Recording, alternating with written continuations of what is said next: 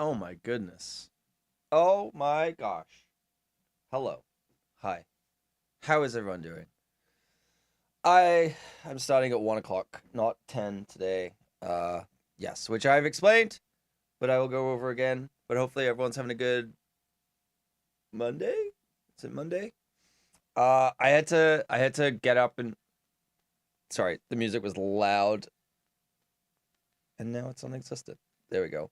Well, Monday morning. Yeah, I'm literally watching it top up outside my window. It was kind of melty this morning, and now it's like back to where it was. It's kind of crazy. But hi, happy Monday. I had a meeting at 9 a.m. this morning. Hi, Bill. Good to see you, dude. Hi, I'm new here. I see you have the cute girl tag, and I'll ask you if you were single. For you, yes. What's so funny is I do genuinely get people to come through, and they're just like, "Oh, you the cute girl." And they're like really either confused or they're really mad about it, and I'm just like, why? It's clearly a joke. Like when I had longer hair, I had people come in and they're like, "Oh, I thought you were a girl," and then leave, and I'm just like, that's a big self own there, buddy. He's like, "No, there are no cute boys, only cute girls. Why you gotta be so cute? Just can't help it. It's in my genes." I'm not wearing my jeans right now, as you can clearly see. I'm wearing my sweatpants. There you go. Nice. I was gonna say a 360. That wasn't really a 360. That was more like a 79. Think I could trick them. Maybe, maybe. I think you could get away with it. Yeah. Maybe there's a twink or a twunk hashtag that you could use wrong. I don't know. Bill, it's really good to see you, dude. Hopefully you've been well. Hopefully that new job you've been doing. Last time I spoke to you, I think you were starting a new job. So hopefully that's all going well and you've been doing good. Um, Yeah, I had a meeting today, so even though I don't technically have a job right now, I'm still technically responsible for a project that's coming up. It just has to happen. So until that happens, I'm just kind of invoicing as I go. And I had to attend a client meeting today. So I had a 9 a.m. meeting.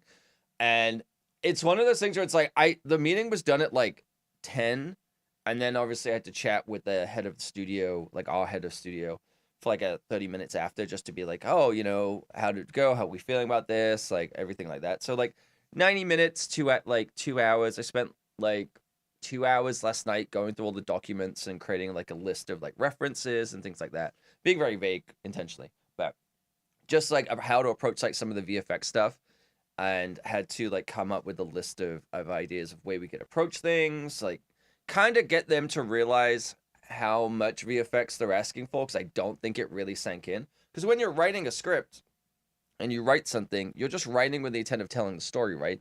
You're not really thinking about how that's going to be achieved. And so that's where we come in and like, hey, this thing could be a visual effect. Because what happens with a lot of times, especially with indie filmmakers, is when something's written in a script and you call it out as a VFX thing, they before I get into this, no one asked me if I'm a cute girl. You're the cutest. You're the absolute cutest, Bill. I got a couple are you a girl or guy questions. I mean, even in an abstract way, it doesn't matter. Like who gives a shit? It's such a weird thing of like why would it matter either way? It's people on the internet are strange. That like the way that people talk to some people on Twitch, where they come into a channel and the things that they type, you're just like you're kind of like a who raised you in a way, but I'm like you clearly have never say I'm not sure. Fair enough. Fair enough. It's such a strange thing of like people having really bad social skills and them coming in and saying that to strangers. To type that to strangers is so fucking weird. It's insane. It's absolutely insane. Um anyway, so I had to this meeting today where we sat down with a client and we went through the script and we went through the VFX breakdown of all of the scenes in the film that could be a visual effect. Like not is, but could be a visual effect. That's part of the process of doing VFX bidding. And so I didn't do that breakdown. That was done by the head of the studio. But my job as the supervisor is to kind of look at it and figure out ways in which how we can make those things happen. And there was a lot of stuff where when you're a writer and you write a film and you're an indie filmmaker, you aren't really thinking about what that could be. Like, you're just thinking about telling the story and telling it in the way of what's in your mind, right? You're not really thinking this is a visual effect, this is a practical effect, this is that. Like, that's not part of that process. So once you finish the script, you then send it, like, give it to people who then go through and assess it and be like, this seems like a visual effect, that seems like a visual effect, that seems like a visual effect. So it's a really good process, especially for any indie filmmaker, where it's like, they might think they only have like 30 things that are going to be visual effects, when actually it's about 130 things, right? Because they're just like, oh, it's just this thing that's going to be there and it's not a big deal. It's like, well, how are you going to do it? Oh, well, we don't have the budget to build this. We don't have the budget to build this. So it has to be done as a visual effect. Or my approach is that I take with visual effects is I need to convince you to use as little VFX as possible, even though I don't say it hurts the bottom line of the visual effects company. I think more it's from the rationale of I want to help you tell the best story. That is my job. It's not to get the most money out of you. It's to help you tell the best story using the tools you have available. If I think something makes more sense and it's more practical, no pun intended, it's more practical to do it practically, I will tell you that. Because I don't want to spend and waste your money and my time in post trying to fix something and do something that could have been done in 5 minutes on set. That's a waste of time for everyone, a waste of money, and it's not going to look as good. It's just not going to look as good. And even if it is something we have to do in post, if I can shoot a practical element and integrate that versus doing something digitally with full CG, whatever, I think it always looks better.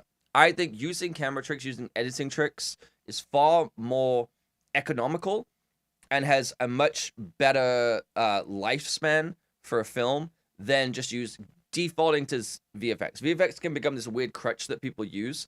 And often when it becomes those things and it's not shots that are planned out properly, where we're adding and augmenting and enhancing what's been shot, if it's just kind of like there's no thought, rhyme, or reason behind it, those shots are not the ones that stand the test of time. Those are the ones that stick out. There's a reason why Jurassic Park still holds up today, and it actually only has like 8 minutes of visual effects in it, versus the more modern films that come out that have a lot of visual effects, and they kind of look dated in a few years, right? It's obvious watching media where that stuff wasn't thought of, and then there's a bunch of afterthoughts you can tell were put in post. Yes, that happens a lot where it's like, we don't know what's going to go in the back here. We don't know what we're going to be putting in.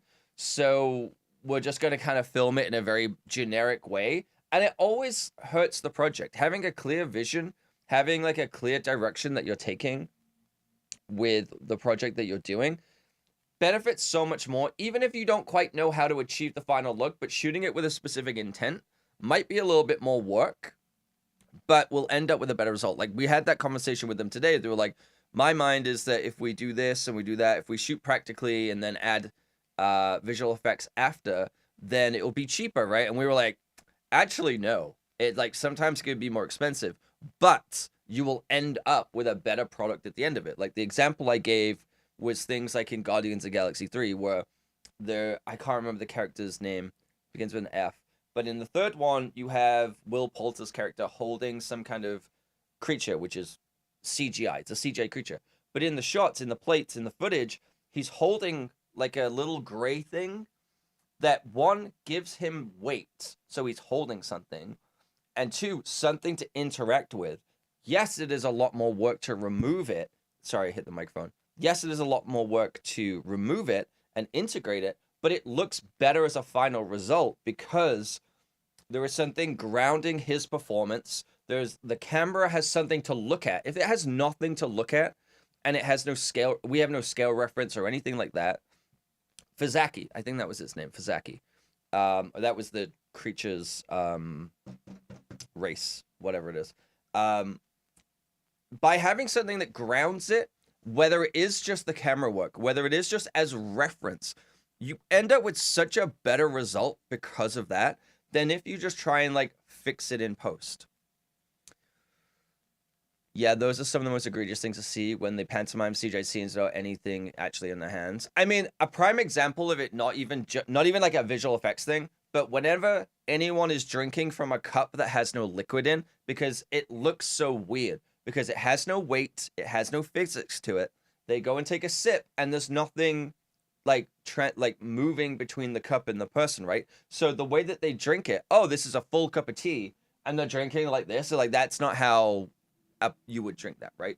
So giving the performance like something tangible to work against is really good. Even just as lighting reference, color reference, scale reference, where it's completely replaced in post, as long as that's thought of on the day where it's like, worst case, we end up with something that is practical, that is slightly augmented. Best case, you know, if we have to replace something, we have incredible reference that we can do that with.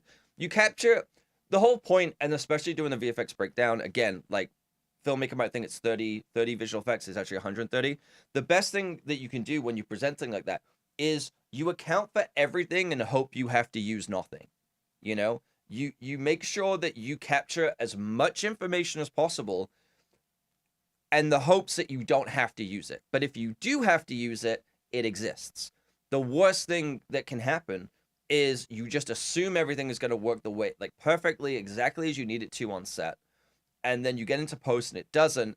And then someone has to recreate things from scratch without any reference. They have no reference of where the lighting direction is, the intensity of it. They have no color chart, so they can't do color accurate work. It's all guesswork, which a lot of it can be done that way. Like a lot of visual effects are creative on that front, and you have like a good eye for matching colors regardless. But it always helps to start from a place of realism, and then you can push more into the creative choices. That always is the best way to approach those kind of things. And like that's what happened on a film that I was like an on-set supervisor for 2 months ago, December time. I went in and they were doing something, and they had this whole thing of like, yeah, we're gonna do it practically. It's all gonna be in camera. The only thing you're gonna do is wire removal of like whatever like is being done. Again, being very vague. And what ended up happening is it looked kind of cheesy. It looked kind of weird. And it wasn't really playing on camera the way they had it in the head, because sometimes you have something in your head and you think of it in this really specific way. It's like, oh, this gonna look cool. And then you film it. It's like, this doesn't really look how I thought it would. And so what I feel is going to happen is we're going to end up having to do a lot more augmentation and manipulation of what was being captured than they originally intended. But I was only there on that day to kind of like do a transition thing. I wasn't actually capturing all the stuff for these scenes because that wasn't my job. That was the actual VFX supervisor's job. I was just there to kind of like be on set to kind of help with certain things that we might be doing. And so I don't know if he captured anything for it. I don't know if he got any reference. I don't know if he got all this stuff. And I'm just like, it would have been better like to get it and not use it than to not get it at all and need it. So there's a lot of things that come with that whole process. And a part of the fun thing with it as being a VFX supervisor and being in these meetings and these breakdowns is you get to be part of the creative process, because if you're on like a big film, like a Marvel film or whatever, yes, the VFX supervisor is there to help them kind of get to the point that they need to get to and whatnot. And it's a problem solving role. Whereas when you're an artist, it could, and the same with gaming as well. If you're an artist, you're kind of just working towards a brief. You're given a brief and you're working towards that and working towards someone else's vision. Whereas when you are the VFX supervisor, you do actually get to help create what that vision is. And a lot of times on a big film, you don't have that flexibility if you're trying to fit into an existing world or universe or whatever it might be. So you can kind of be limited, especially if it's like sequels or anything. But when you're on an indie film, you actually get a lot more freedom. It's so interesting because it's like the more creatively fulfilling stuff is like these indie films, but they never have a budget to really be able to do what you need to do. So you end up in a very weird situation where you just can't go as far as you need to, or you end up with a very anemic team of you don't have enough people, so you have to do a lot more work with a smaller team, and it puts you in that weird crunch position again that you get on bigger projects where there's a lot of people, but there's like thousands of shots to do. And another aspect is when you're doing these VFX breakdowns, the writer director, they're not thinking in shot count, right? there's a big element with that with shot count, where a scene might have some visual effects thing in it. Let's just say you're adding a waterfall. Okay, nothing to do with the film that I was doing the meeting for today. But let's just say you're adding a waterfall into the background of something, right? It's written in the script. The character approaches a clearing in the jungle. They come across a waterfall. They fill up their water cans or water tanks, whatever, and move on. Okay? That's it. Sweet. That's a visual effect. Okay. But you're, two things can happen in that scenario. One, it's one long shot. So you have them walk in, you see the clearing, they fill up the water, and they walk out. It's one long shot. That shot could be 30 to 45 seconds long. That is an insanely long shot. It might not seem like it. There's an insanely long shot because you'd have a bunch of rotoscoping you need to do, a bunch of camera tracking you need to do. You need to do fluid simulations potentially of the waterfall because it's going to be moving in 3 dimensions. So a matte painting might not work. That's kind of flat but animated. Might not work. You've got all the water spray and interaction that's coming from that. You've got the camera moving around. You've got different focal lengths changing and whatnot.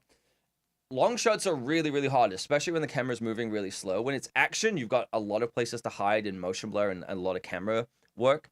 But when you're working on something that's very slow moving, there is nowhere to hide. You have no motion blur. The camera's moving really slowly. You've got to be like pixel perfect. So doing a 45-second shot like that is really, really hard. Or the flip side is it's chopped up into, let's say, 15 shots, right? You've got the shot of them walking towards the jungle. Then you have the reverse. You have the reveal of the thing, the whole waterfall. You have like a close-up of them again. Waterfall's in the background. You have a close-up of a hand going down and scooping the water. You have another one of them drinking of something. You have them walking away. And then you have another establishing shot. You have like multiple different things. So that one VFX, that one that's written in the script is actually 7 to 10, depending on how it's shot, right? Still the same amount of time, still a 45-second scene, but it's split up into that. And visual effects is charged per shot. It's not, and also there's like other factors, again, like the length of the shot, the complexity of the shot, things like that. So there's so many things that are really complicated, and you're just making guesses, right? You're just making guesses and hoping that you're right in what you're charging, in how you approach it. Like, you know, there's a lot of money on the line. It's when, you know, on films like this, it could be hundreds of thousands of dollars. On big movies, it could be millions of dollars, right? It could be tens of millions of dollars. So you're responsible, or I would be responsible, let's say on a bigger film, for tens of millions of dollars. And if I don't capture the relevant information for when it gets done in post, that is then going to cost the production tens of thousands, hundreds of thousands of dollars more, right? Because now they have to accommodate for the things that I didn't provide them. Not that they wouldn't be able to do it anyway, but those little things add up into helping make the process more efficient and more effective, where if you have your artist spending a lot of time having to manually fix things that should have been captured on set, again, they don't have good lighting reference, they're going to spend a lot more time trying to match the lighting digitally to the real lighting on set, versus if they have real world reference from either like the chrome ball or an HDRI, or, you know, something that measures the scale and the height and the distance and all these things, a LiDAR scan of the set. If they have those things, they at least have a better starting point, right? Because if you don't have that stuff, like, camera tracking is a really difficult thing to do, as much as it's kind of viewed at a lower rung of the industry, same as like roto paint and camera tracking, or match move as it's known. It's not really considered like the high regard. It's considered a little bit more entry level, which is so strange to me because it is so important to every single project that you ever work on with anything digital. If there's anything digital going in, you're doing some form of tracking. It might be 2D, it might be in After Effects. We don't use After Effects, but it might be like a 2D track or whatever for an element. But if you're doing any 3D with camera move, you need a camera track. And so I've been on shows where they didn't even put tracking markers down at all. And there was one where I had to track a table, a glass table that is fully reflective. And they didn't even put tracking markers down. And I was like, I'm sorry, you think this is entry level? You think this is entry level? I'm tracking a mirror, essentially. Are you insane?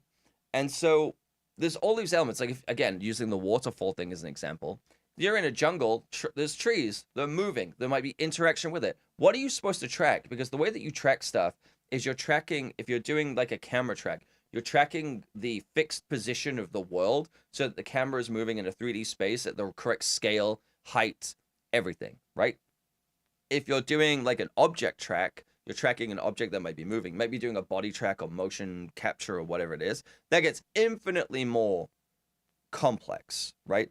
So just camera tracking alone, you need so many things for that in order for it to be effective, that you both shoot on the day as well as later on as well. And it just becomes very, very complicated. And if you don't capture all that stuff, then you're not making the person in post job impossible, but you're making it a lot harder than it needs to be, which wastes time, which wastes money, which wastes resources. That's why you end up in situations where people are like, oh, this movie, the visual effects look so bad, it looks this, what that. It's like, yeah, because the artist had 5 months to do 3,000 shots, and on all of those shots, they didn't have what they needed, and so they had to spend more time going through rounds and rounds of revisions and notes and manually fixing things and changing things to get it to like this level, when if they'd had that stuff they could have got it to this level, you know. And so they could have spent their time more effectively and more efficiently if they had the resources that they needed. So that's why the VFX breakdown process is really important, because it also kind of lets the filmmakers know to really kind of hammer it home and sink in. It's like, hey, this is going to cost more than you think that it actually will. This is going to take more time and more planning than you think it will, because fixing and post isn't really going to cut it in a lot of instances. And really just like making sure you're getting the right data, the right reference that you can on set. I've been on films with, yeah, like I said, with no tracking markers, and they're like, oh, it doesn't really matter. I'm like, you're filming inside of a car handheld, and it's supposed to be moving, like, and the camera's moving. It's like, we need tracking markers. Like, what are we supposed to track? Because it's just a green background. How are we supposed to? But even just for, like, parallax, even just for distance, even just for like reference of defocus, because you have something that's further away than where the actors are, so that you know how much the background should be defocused. All of those things might seem like it's a little bit more work to clean up in post, but all kind of help drive the shot to where it needs to be, right? It all helps as some form of reference. Otherwise, you're just wasting people's time in post. So, yeah, that was like the meeting that I had to today, of just going through that with the client, going through the scripts, going like discussing how we could approach stuff while we're talking, kind of suggesting to them ways of things that could be done practically. Because again, I hold the fact of, like, you know, the best VFX are the ones that enhance and add and augment to what's shot practically. I think Guillermo del Toro takes the best approach with that, where it's like he will do everything he can to capture it in camera until it physically isn't possible anymore. And I think that approach works well. That's why some of his work looks incredible, because he's a director with vision and creative intent, and he knows what he wants, and he knows what he's going for, and he only breaks the physical world with digital CGI augmentation or whatever when it's just not feasible to do it anymore. And I think that's the best way to do it. Like, it keeps the budget down.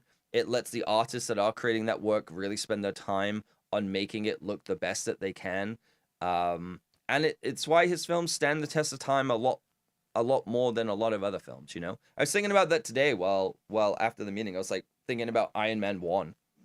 And it's like they took that very similar approach. There's not that many VFX things that are in Iron Man 1. And they shot a lot of things practically and used that as reference, and that's really cool. And then as you see the movies going on, it's like, yeah, it's like Robert Downey Jr.'s performance in terms of like being in a suit. He can move more and he can be more flexible, and that's all well and good. But I don't think it looks as good as the first film, because in the first film, he was restricted by his movement in the way that he would be by a suit. They had more of a practical suit that they could base things on and just add to it. They built practical suits as reference. I'm pretty sure they do that for the later films as well anyway.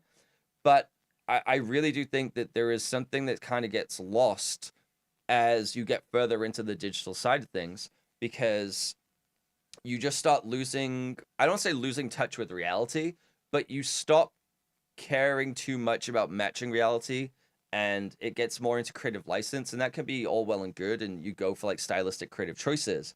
But I think that having something that grounds the visual effects in reality as a starting point and then adding to it always makes it look better. It always makes it look better than just kind of making it up as you go along and hoping for the best, you know? Any kind of art starts that way, right? That's why, you know, you don't have to start if you draw stylized characters as your job or as your hobby or whatever it is. They always say like you should start with like realism with like anatomy study and things like that, and then deviate into those things rather than starting at the other place, because you're building the core foundation and fundamental skills of what it is to be an artist. So you're learning the rules so you know how to break the rules, versus if you're learning without learning the rules, not that you can't be a good artist, but you're certainly starting from a place potentially with bad habits. And it can leave you in a position of hitting a glass ceiling. It can leave you in a place of just not really having the breadth of knowledge and skill of how to do certain things. And it can kind of limit your advancement and progression and whatnot. So I always think that starting from a real point and then building on top of that, even if you're going crazy and insane and it's aliens or whatever, I think the most impactful things have some kind of grounding in reality. Like, you know, prime example is things like District 9, right? Like the prawns and things. They still hold up and still look incredible because they captured everything that they needed to capture. They shot it in a very specific way with a specific intent. And in the visual effects in the post side, they designed the creatures to have a very grounded look based on real things in the world, right? And so when you start at that point and then you build on it and add to it and manipulate it and make it into something unique but still feel somewhat familiar, it's like alien but familiar, and you're taking pieces from the real world, that's where it really kind of works well. So how does Bollywood fit into the special effects conversation? I mean, they're just doing whatever they want to do. But I think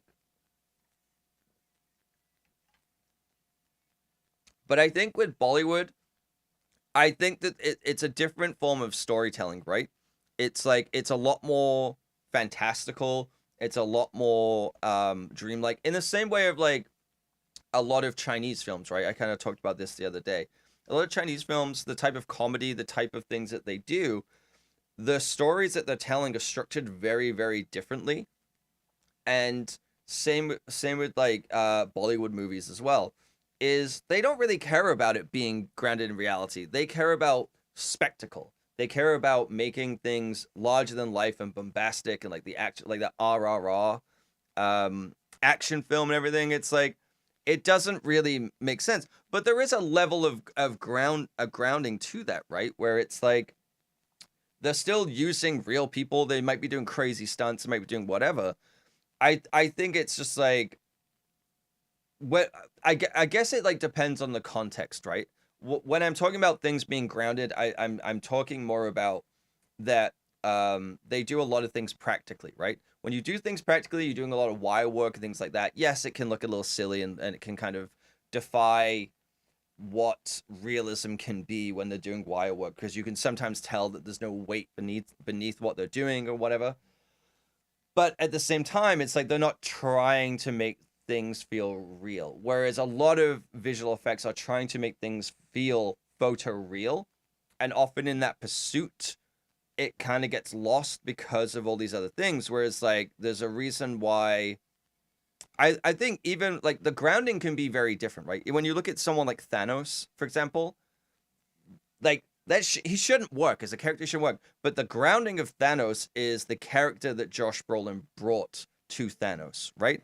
It is that he's not like he's doing kind of crazy things. He has like the gauntlet and everything, and it's like like physically he couldn't exist, but his performance, the subtleties of the visual effects, is so driven by Josh Brolin's performance. Even though they probably had to animate a lot of that face again, even though they had face capture and motion capture, usually that serves as like really, really good reference or first pass data that then has to be animated from scratch, right? But if they're basing that animation off a real, true performance, then it grounds that performance and makes it feel more real. It crosses that uncanny valley And like him being so not human but having emotional depth really helps sell that character, where it's like the brain is really good at picking out things that feel uncanny, right? When you have a digital character that doesn't look real, your brain instantly knows, and it can kind of tell. Whereas like you have someone like Thanos, you have like the creatures in Avatar, they have elements picked out of the real world combined into them to make them unique and different, but still feel familiar. But they don't look like humans, and therefore we don't have that same uncanny valley. Because we our brain just has too much reference. We know what faces look like. We know what certain things look like. We see them every single day, so we just instantly know. And there are things where it's like the whole AI thing. I think that crosses into a different area in and of itself, because it's just such a different new thing that we're kind of still getting used to. But in terms of when it comes to movies and animation and like not just like animation like Pixar animation, but I mean like animation like, again, like Thanos or whatever, then it really does fall down to like it has to be based and grounded on something in reality, otherwise it's not going to work. It needs to be grand. Yes, it needs to be like they need to be huge and over the top and flashy and everything when it comes to the Bollywood films. And same with like Chinese theater, where it's like it's very a lot of like Chinese mythological movies, right? Like Crouching Tiger, where they're jumping between the trees and everything like that. Like it's more about them representing what those characters are able to do than it feeling the most real, right? Like no one can behave and move that way. So there's like understanding the rules of what the real world should be and knowing how to break them is really important, because there's also the element of like if it's going to just be like that and it's not going to feel real, you've just got to kind of lean into it and make it the best that you can. But having that understanding of how the real world works and how people can actually move can really inform those things, right? In the performance, again, having something grounded doesn't just mean that it has onset reference. Sorry, give me a sec. My building concierge is calling. One sec.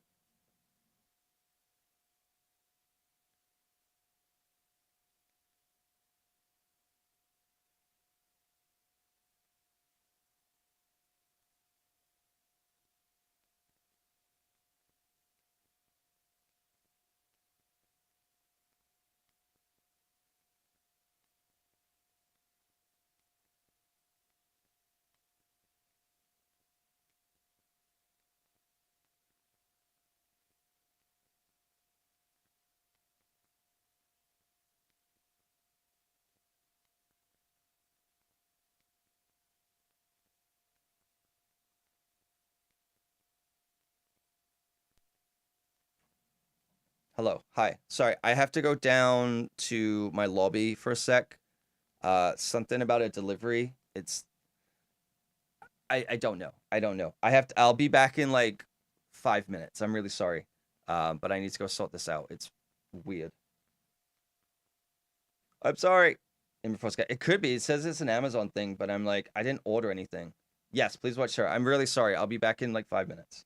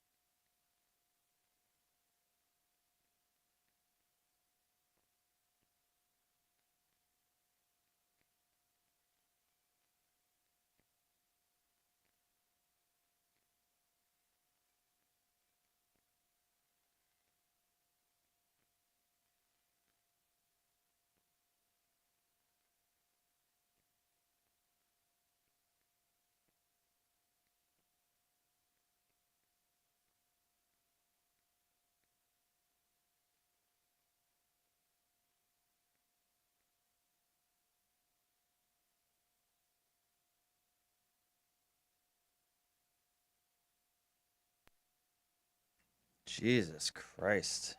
All right. Too quick? Yeah. I mean, plus side is my KVM switcher arrived, which is nice. That wasn't what that was about. Someone with a name, Sarah barely removed. Well, that's good. That's good. I ordered this, but so I was like really confused that they were asking me for a code. I mean, I'm glad that they kind of stopped at the concierge because I'm like, if they'd left it at my door, I'd be like, who the fuck is this? So there was a package with my address on it with a name of a person I've never seen or heard of before. Like I've never seen mail from them or anything. So it's not like it's the person who lived here before me getting something delivered. It's like something completely I've never seen. The box was massive. Like he had it on one of those dollies, which I'm really stressed about now because I'm like, my landlord still hasn't sent me my new, my landlord hasn't sent me my new lease.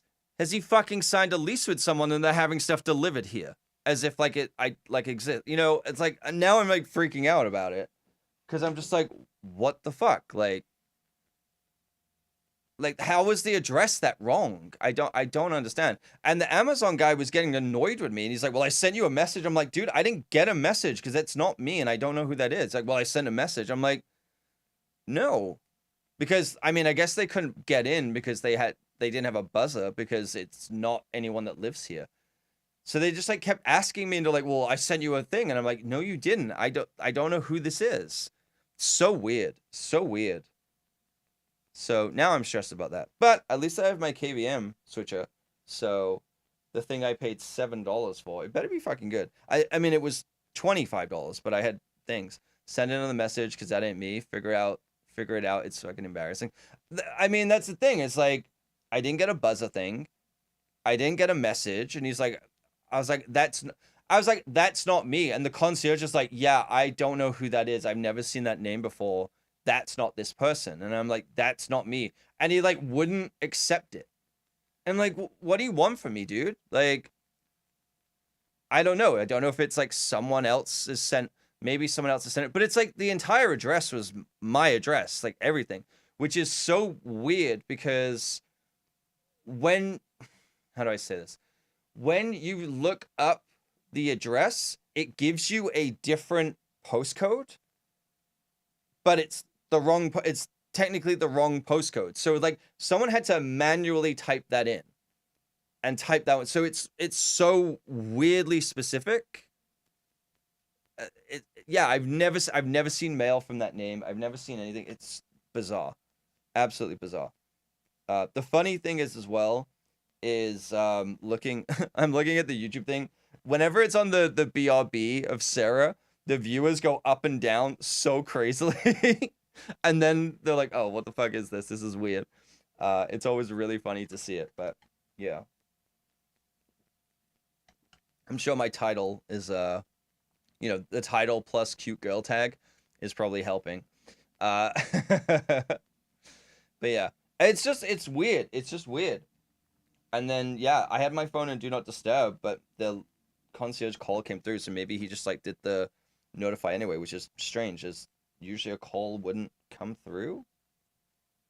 Yeah, that's super bizarre. I'm gonna turn that off actually, just in case. But it's weird. Very, very strange. I'm excited about this though. So I don't know if anyone knows what a KVM switch is. If you do, cool. If you don't, no worries. So KVM switch is something that lets you connect one keyboard and mouse to two separate PCs, and you can switch between which one it's controlling by either a remote or a button on the top. And so what that's really good for is if you have like a job like where you have a personal computer and a work computer, or in my case, you have two PCs for streaming. So you have a gaming PC and a streaming PC. Excuse me. And so with that, it means that I don't have to go into my desk and unplug the USB and plug it back in. Like I have a hub and I just switch the hub around and that makes it nice and easy. But at the same time, not ideal. Whereas with this, I can just have it plugged into both machines at the same time, and I just switch what input it is. You had one of those while working at Rogers. Yeah, they're actually really, really good. I've never actually used one before, but I've seen people suggest them. A lot of them though seem to have HDMI on it. So I think the idea with that is they'll come with HDMI inputs and the USB, and that way you are controlling two PCs, but if you only have like one monitor or one monitor setup, you can switch between the two. So you're switching between PCs and what shows up on the monitor, which is kind of nice, not having to like go through and change the inputs and change the things. But I don't need to do that because of the way that I have everything set up. But I didn't want that. I got the one without the HDMI because I just didn't need it because I don't need a switcher. I need a, well, no, I do need a switcher, but not one that also switches this. Like that doesn't make sense to me. I need one where it has like 3 inputs and 1 out that goes into a capture card. How do you switch? You press a button. Yeah, it's just a button. Let me open it. I'll get the scissors and I'll open it.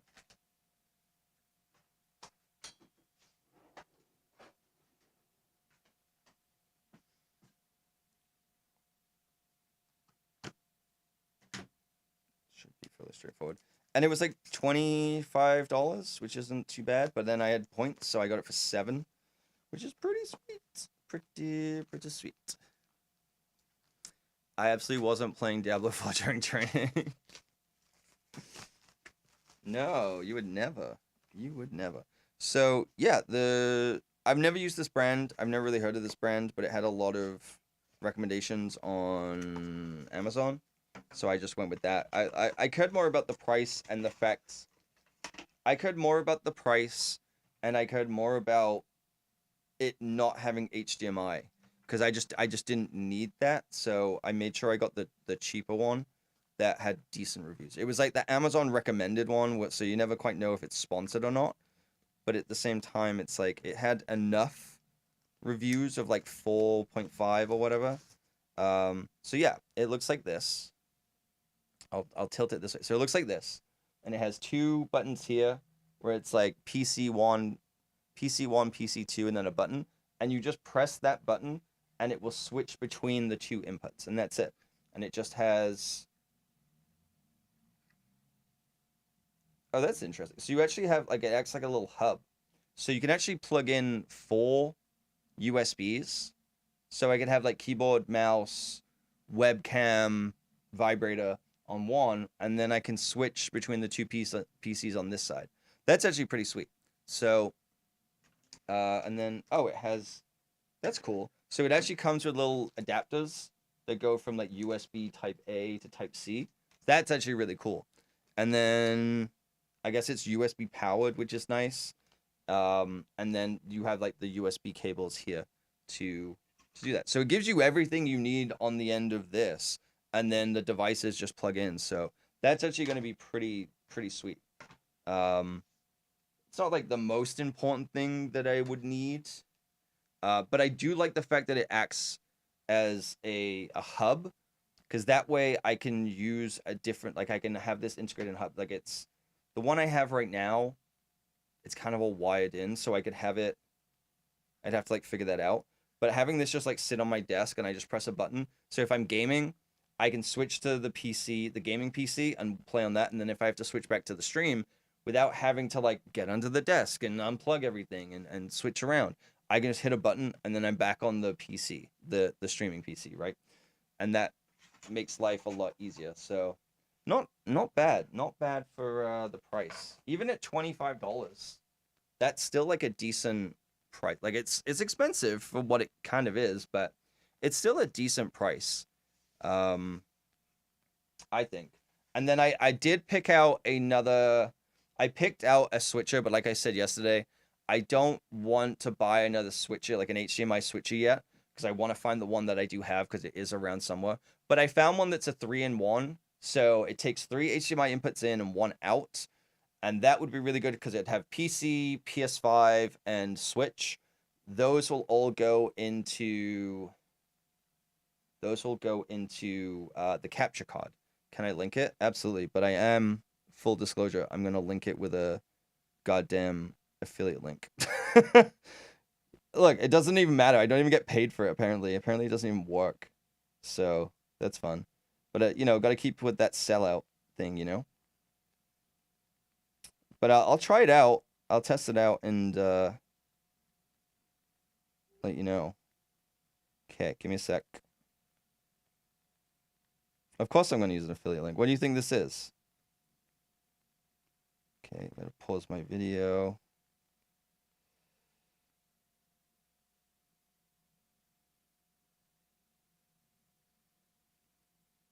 Did it go through? I don't think it posted.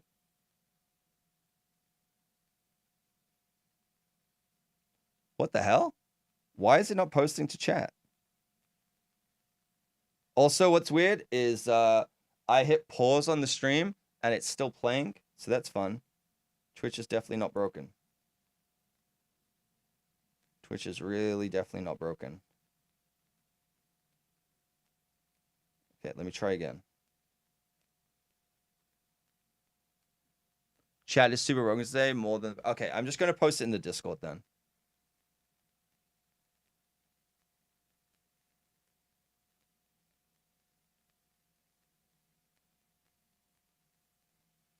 There you go. I posted it in the Discord, Toxic. It's not working in chat.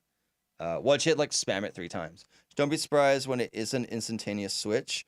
Still effective. Yeah, I'm still expecting it to be like the dun dun dun dun dun dun dun. Like, I'm still expecting the full switch over.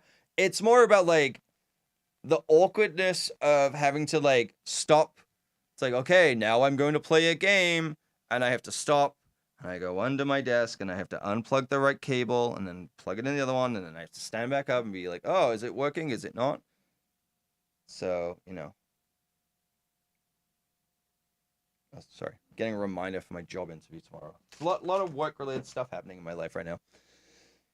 You have one of those webcam stream deck, it's pretty quick. Yeah, that's what I was thinking of, like, using. So it's like, if it takes like 5 seconds, that's fine, but it's something that I could just click while I'm here, let it happen, and then it's like, by the time I switch over, because sometimes it's like, oh, I'll start the game up and I'll start whatever I'm doing, and I'm like, oh fuck, I didn't stop the music. Oh, or when I finish the game, it's like, okay, let's go raid, and I'm like, let me just stop for a minute and just do, it's like, just press a button, do it, we're good, we can move on, whatever.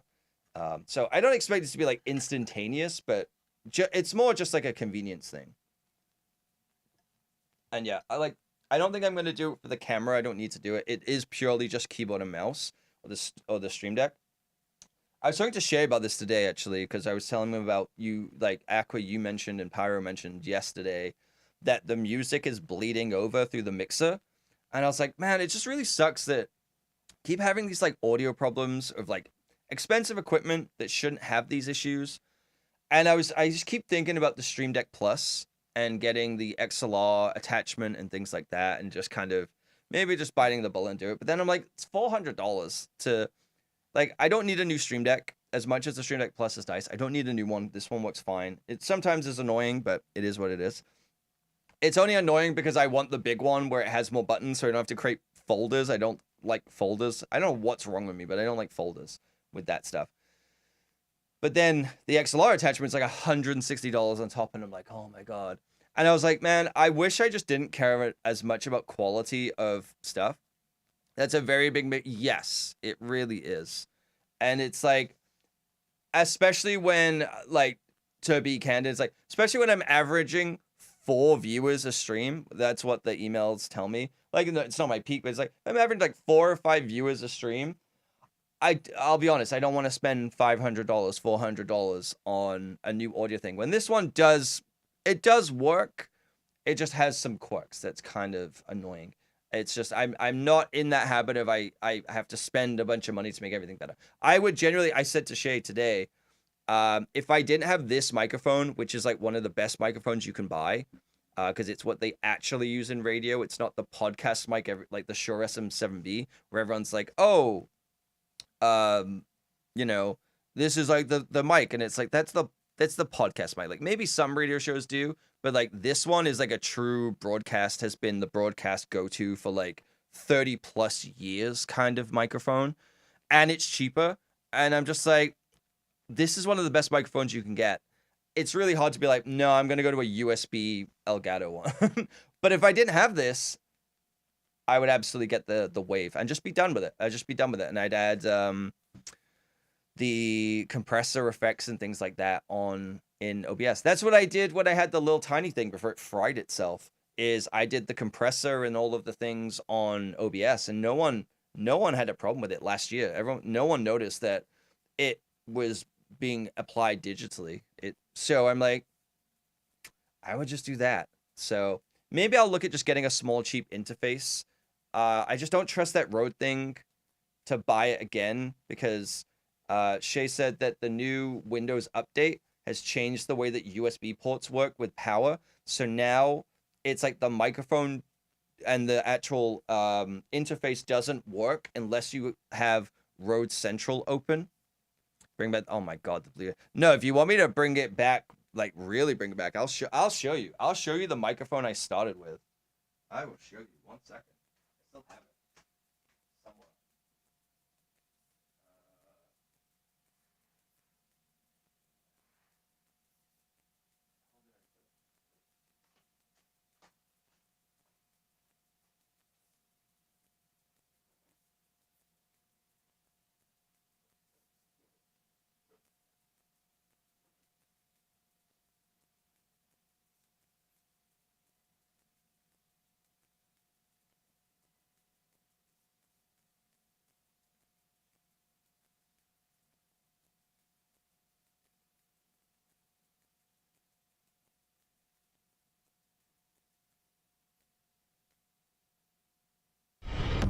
Rank up. Hold the line. This hamlet shall not fall.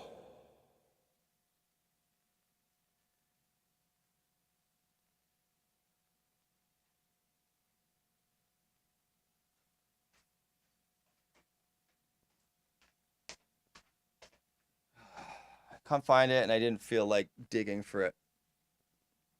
Oh, hi. Sorry. I guess we got a raid. Oh my God. Oh my goodness. Wait, am I not? There we go. Solved.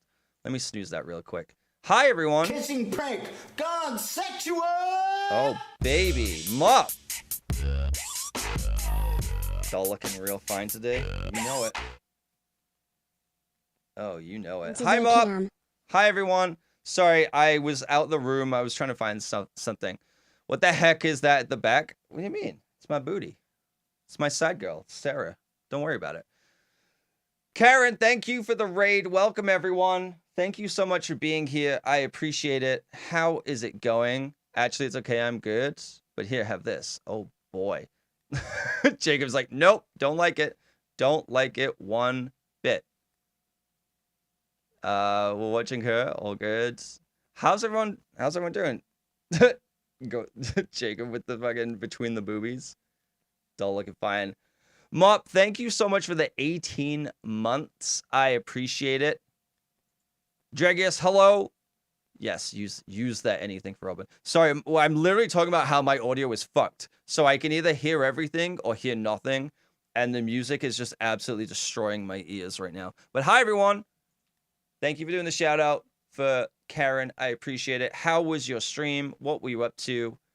Welcome on in. I've only been live for a little bit. I had to step away because someone had a package from Amazon delivered to my place who I've never met before and do not know. And it's just, yeah. So my concierge has been calling me and they're like freaking out because they were like, who the fuck is this person? My landlord still hasn't given me a new lease. And now I'm worried that he's just given a lease to someone else and they're having stuff sent here. And I'm kind of having a day. But anyway, I digress. Mop, are you excited for your last stream in the house? Are you being shadowed? I don't know. I genuinely don't know because I'm stuck on this fixed term lease. And if he doesn't renew it, I technically have to move out at the end of the month if he just doesn't sign it, because that's the thing. But it's so weird because he was emailing me and he was like, oh, he's like, do you have a full-time job right now? And I'm like, no, I'm a contract worker. I've always been a contract worker. And he stopped replying. And I'm like, what's going on, dude? Because I actually start a new job soon where I'm going to be on set for like 5 weeks or something. I'm like, hey, I can't move when I'm doing that, so I need to know. They said no pets, and you have. I already paid the pet deposit. They did allow pets. They already got my money. No grace period. Because it's fixed term. It has a hard deadline, and it says you must be out at that time. It's fucking weird. When you get a new apartment and there's a strange guy with a doll living there. I mean, this was the thing the other day. So I didn't even think about this. It just occurred to me now. When they tested the fire alarm in my building, they have a fire alarm speaker right here in my office. And he had to come in my apartment and check every single one of the speakers in the bedroom, in the hallway, in the kitchen. And like, so in the living room, I have like a 13-foot green screen, like that's wrapped around here. And then he had to come in here, and there's this fucking monstrosity. Sorry, you look beautiful today. And I'm just like, this guy is just looking at me like I'm fucking insane. And I'm like, you know what? I can't defend this. I cannot defend this. Congrats on the new jobs. Well, I don't have that yet, but it's one of these things where I had a meeting today where I had a meeting with a client today about the film. It's one of these things where it's like, I technically have a job, but I do not start the job until the project starts. And they haven't decided when they're starting the project. But all I know is it's going to be a 5-week shoot. So it's this weird standoff thing of like, I'm not going to lie and say that I have a job to land, even though I know it would make my life easier. It's just, I'm not going to lie, because then if it comes through that I don't, then it becomes a big problem. But at the same time, it's like, but I have a job interview tomorrow. And I also potentially might be on set for this other thing if I depending on which way I go. And make videos where I do this, like, kind of. I actually added a new one today. I added this one today, Mop, which is a blah, blah, blah emote. Just tell them you're a streamer. If they get it, they get it. They will absolutely not get it. Kissing prank. God Callowist. sexual. Oh, baby. Give that hyper love. So, she was stored behind a freezer before, so I like to imagine just arms sticking out and the guy coming in. Yeah, that would have been funny if just like, because she used to be just propped up in a dark corner of my storeroom. That's where she used to live. And then chat was like, no, we should bring this up. Well, I did. I was like, hey, do you remember Sarah? And then it just became a thing, and now she lives in the back of my stream. So that's good. Dad sounds worse than daddy. It does. It really does. Hi, Callowist. Callowist, do you like your new badge? Did you notice that you have a new badge?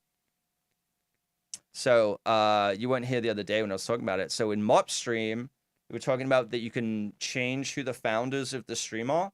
And so I went through and removed all the people who I haven't seen since like 2017, who I don't speak to anymore. And so now all the founders of the channel are people who are actually here. Some people have pet cams, sir. It's true. Look, if I can't have Teddy, I've got Sarah, okay? It's a close second. So, yeah. Thank you so much, Callowist, for the 42 months. I really appreciate it, dude. I really appreciate it. Sorry, I missed it. Karen, what were you playing today? I'm scrolling. You were playing Final Fantasy VII. Oh, Galaxy's been playing that as well. I've seen Galaxy playing that. How are you enjoying that? You having fun with it? Just a revisit? Nice. Yeah, Galaxy was playing the beach scene yesterday, and I was just like, it's like, oh, I'm better than no other man. Just watching that whole play out. I remember when Mop was playing, I was like, I gotta be normal for once. Taking it super slow and paying more attention to everything this time around. Cool. I mean, that's awesome. You can play it for yourself. I think I've come to the realization that I don't enjoy playing story games. I like playing like open world base building games and roguelikes, because I don't pay attention to the story. I tried to play The Witcher 3 and I got 3 hours in and I didn't know what I was doing. Yeah, like No Man's Sky. I like Valheim, like games like that. I like roguelikes. So I've been kind of figuring that out. Although I've been playing Power Wash Simulator for the last 4 days. Satisfactory. Exactly. Yeah. Games like that where it's like, it really scratches my my ADHD. I have played Hades. I have. Speaking of which, Bill was here before. I love Hades. I need to get back to it and finish it. I never actually beat Hades himself, but I got all the way up to Hades once, and I need to get back to that because I know the new one is. I know it's early access. I'm waiting till it's out, but I'd really like to play it. And then last week we played some Dead Cells, which I like, but I think I need more time with it to really get into it. I feel like I'm just kind of getting stuck in the same beginning levels, and I need to kind of spend a bit of time with that. Of course, Balatro, classic, love that game. But yeah, when they did the fire inspection, this is the worst part. It's like it's that time of year where all the inspections are happening, and this is the time of year I had this thing out, and they just come in and just like, what the fuck is wrong with this guy? Like the stuff that I to me, I'm like, it doesn't. I don't even notice the weird stuff. And even like my friends, they come over and like, what the fuck is this? Like, what are you doing? I'm like, I don't know. Like, what do you want from me? I'm trying to live my best life. You seem to start myriad of games instead of finishing one thing though. Can get messy. It really, yeah. That, you know what? It does. I'm not gonna lie. I think the problem or where I really kind of realized that was I started playing Jedi Survivor, and I was like, man, I'm really not paying attention to the story. Like I'm playing the game and it's all well and good. But then it started like crashing on me and having a lot of problems, which I know is just the game. And I was like, I'm just not having, like, I enjoyed the combat and the gameplay, but I'm just not having a great time where I don't care about the quippy banter between the characters. You don't have the attention. I really don't. And it's like, I've watched like silent movies, and I like silent movies, and I can pay attention to those. But like I think it's the quippy banter back and forth between people. Like I started the Marvel's Guardian of the Galaxy game, and I actually really enjoyed it, and I was enjoying the game. And that surprisingly has less of the quippiness. And I was like, oh, this is fine because it's like 2 minutes and then you're just into the gameplay and it's kind of fun for like the next level. I was like, this is kind of fun. I'm really enjoying this. And there's bits of story and things like that. But I'm also not a Star Wars kid, so I just don't really, it's not really my fandom, if you will. I just don't have like a lot of fandoms like that. And so I just kind of don't really care.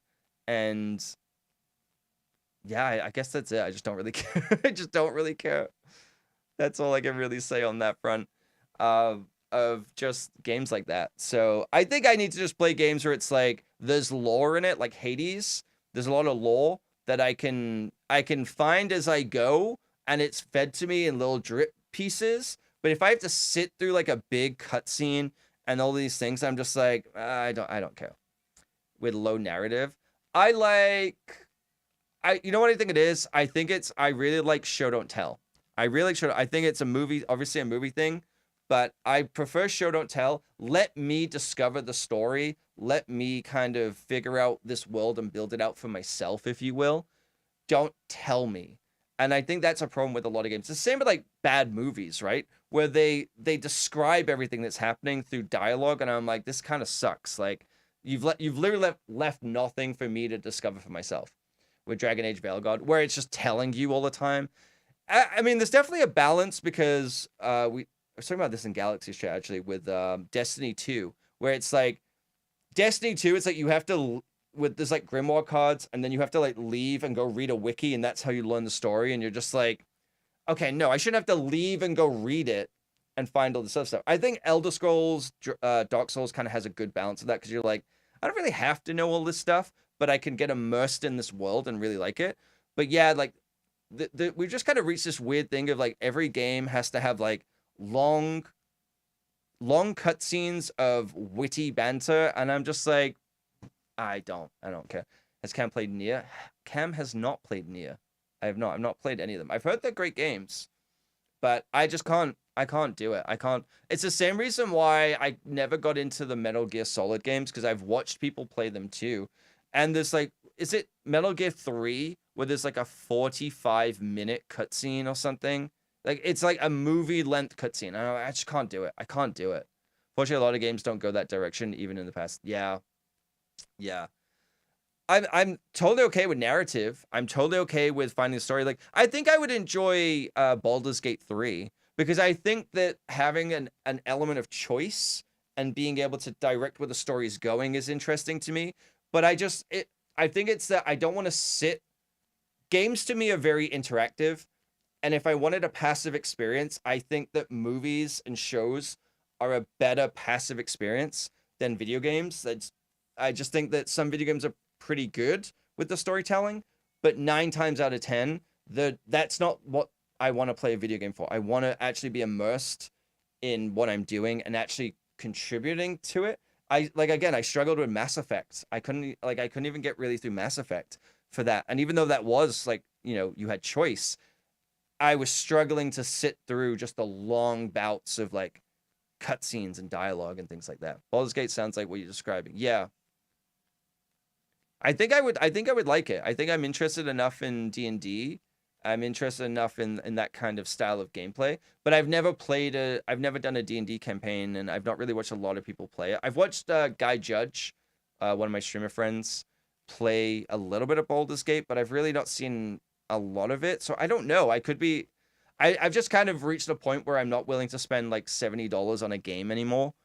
And I think spending $70 on a game, I know they go on sale, but spending a lot of money on games where I'm just not sure anymore, I've kind of taken a bit of a step back, and I'm trying to get through my backlog of 300 games that I have that I need to play. But 2, it's just, I'm not dropping money on it. I know Larian is not a AAA developer, and I do really want to support them because I want to support games like that. But it's getting harder and harder to sell me on buying bigger games because they are usually so buggy and they're released broken on day 0. Like, I'm just kind of like, I think I've crossed that threshold where I've never really pre-ordered games, but I've definitely crossed that threshold now of like, I'm not even going to buy it until it's on deep discount. Baldur's Gate 3 was your first D&D. I don't think it's as hard as people say. You'd be okay. Okay, I might give it a shot. Yeah, they get away with so much shit. Modders work harder than they do. I mean, that was a big problem with a lot of the Bethesda games, right? Is they kind of became reliant on modders to fix their games. Did you hear the Baldur's Gate guys? Yeah, I forgot what he said, but it was like really important, where it's like, basically, I think the gist of it was just like, we don't want to do all these things that these big companies are doing that kind of are ruining games and treating people like shit. They're like, we'd rather pay. It's kind of that, that expression that people use. It's like, I want more games with worse graphics, where the artists are paid more, who work less. It was kind of very along those lines. It was very good. It was a very good speech, where it's like refreshing to hear, because there's not that many game companies that happen like that. I mean, right now we're in this weird thing where every AAA game is becoming so homogenized and very samey, like Concord and like that, just massive failures like that, where they're dumping hundreds of millions of dollars into games and not really making them good. They're just trying to make them into live service to milk people for money. Where as much as that's kind of starting to suck, the benefit of that is we're getting so many new studios pop up who are really passionate and making incredible games. And I think we're going to hit a bit of a renaissance of, or a boom of indie game developers. And I think it's going to be great. As much as it sucks now, I think it's going to be great for the next, like in 2020, end of 2025, 2026 and onwards, we're going to see some incredible games come out because of the way that studios have been fucking people over. It's kind of wild. They want devs to have their passion for it. Exactly. They want devs to have passion, and they want to show up every day and be excited about what they do. And I think that's so important. And when the ownership and the leadership understands that, you end up with games worth supporting or games worth playing. That's all I want when I work on a film. I don't care about working on stuff that wins Oscars. I want to work on something that I love as a movie that I think will stand the test of time. Competent coders. True. Very true. Well, competent, but also given the resources to be able to do the job properly as well. I think that's a key element of it also. Not just like, hey, this comes out in 2 weeks, we're fucked. Sorry, I think an ad just started, so I apologize if you just got hit with that. That's why I was trying to speak faster, just trying to get it in before the ad break started. I'm sorry.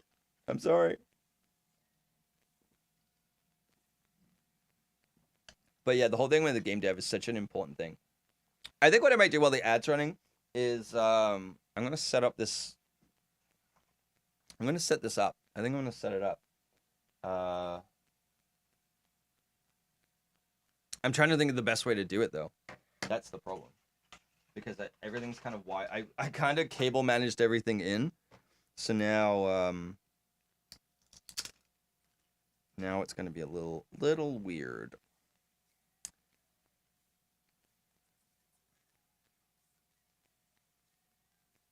I almost signed up for Twitch Turbo again the other day as well. Because I was like, man, I am watching a lot of Twitch, but then I realized I only watch people that I'm sub to. So it's kind of also a little bit redundant. I'm like, yeah.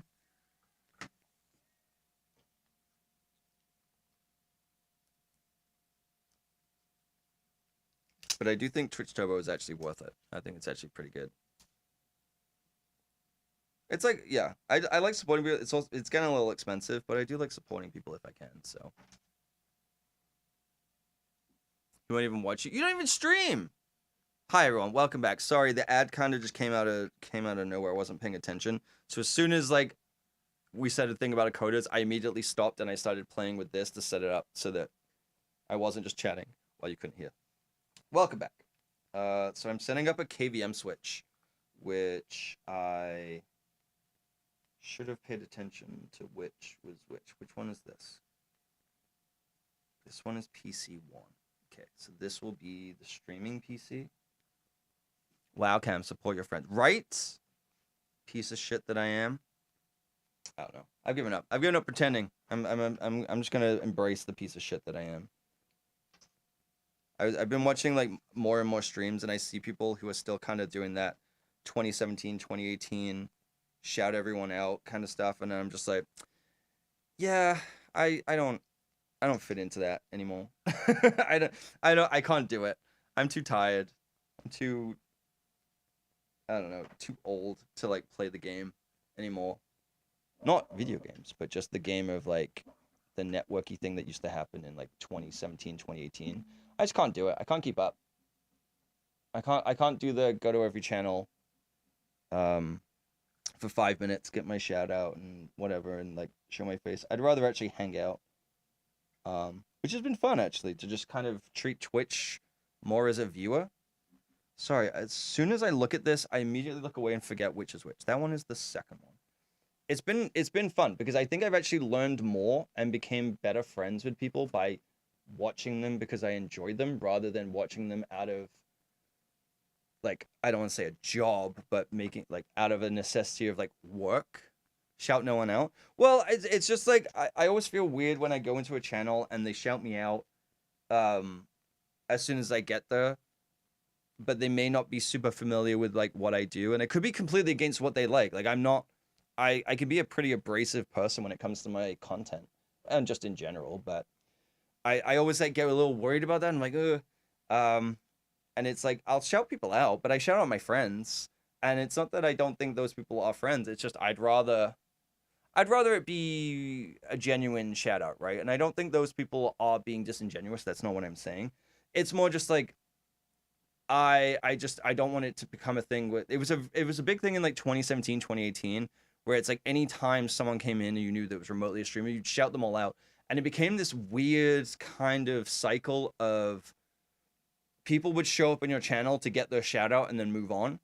Or if you got a certain viewership, like there was certain people where if I went, at the time I'd get between 50 to 100 viewers a stream, and I would never see those people show up unless I had more than 50 viewers. They'd show up because they knew I'd give them a shout out, and then they'd be gone in like 2 minutes. And then they'd go live. They get the shout out and then they go live. And I was like, it's kind of weird. I don't want to do that. It's like I'd rather the streamer, maybe I'm not going to stand there and say to them like, oh, by the way, I'm here for this. But I'd rather them be like, oh, you know what? You actually do hang out and you do spend time in my community. And I'm like, yeah, because I want to be in your community. And now that you mentioned it, definitely was like, oh, yeah. There was so many. And especially being partnered as a creative streamer too. There were so many gamer streamers because it was, I'll be honest, it was easier to get partnered as a creative streamer because the requirements were a lot lower. I'm not going to deny that, lie, whatever. It's true. If you needed 100 viewers as a game streamer, you needed 50 as a creative streamer, right?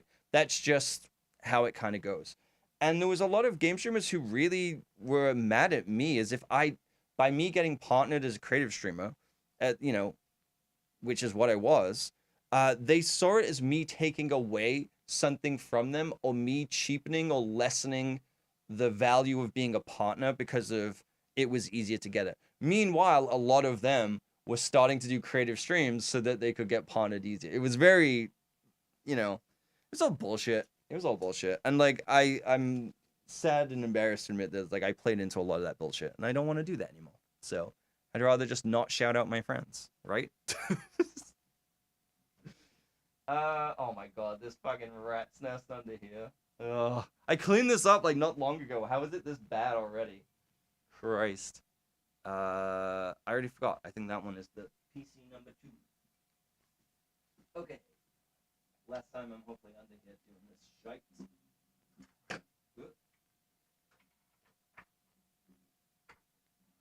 Get on my face.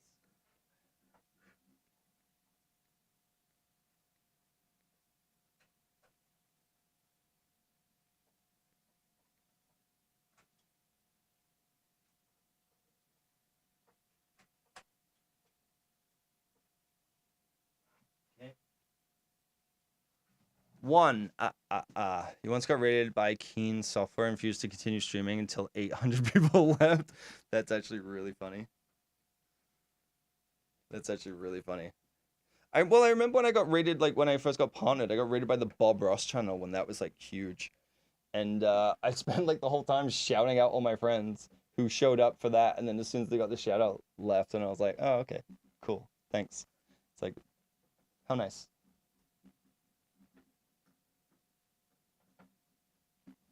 Okay, this is already a pain. This is an absolute pain.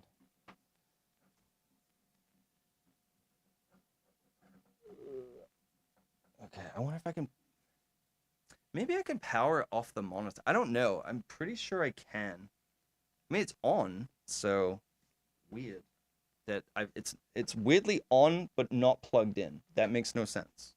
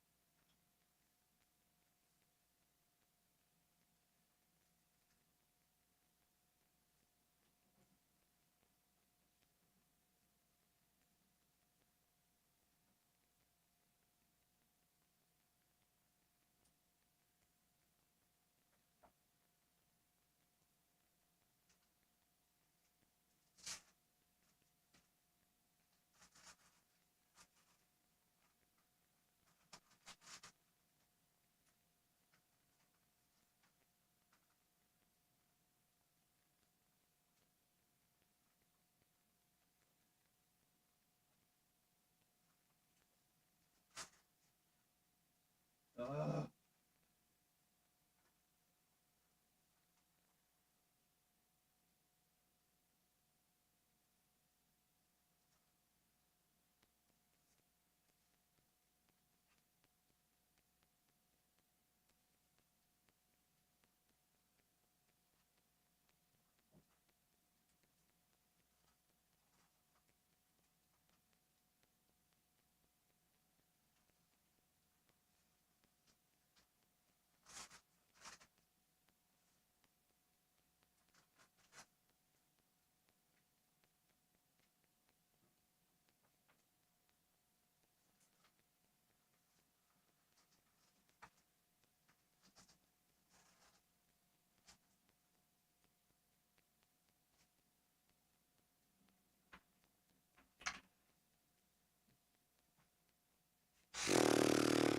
I don't think I could have wired this up in a worse way.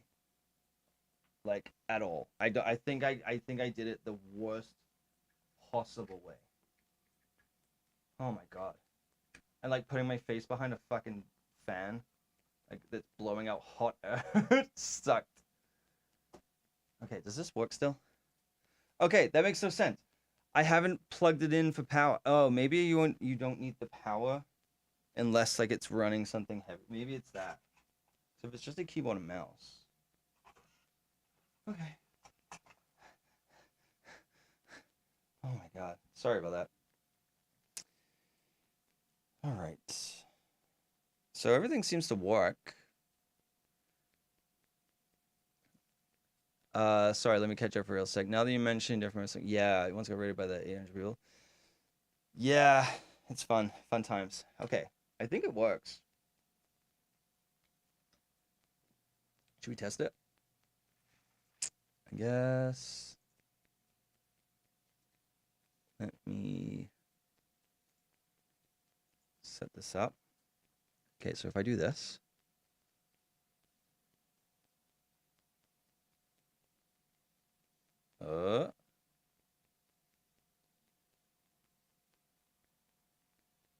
Wait, what? It works!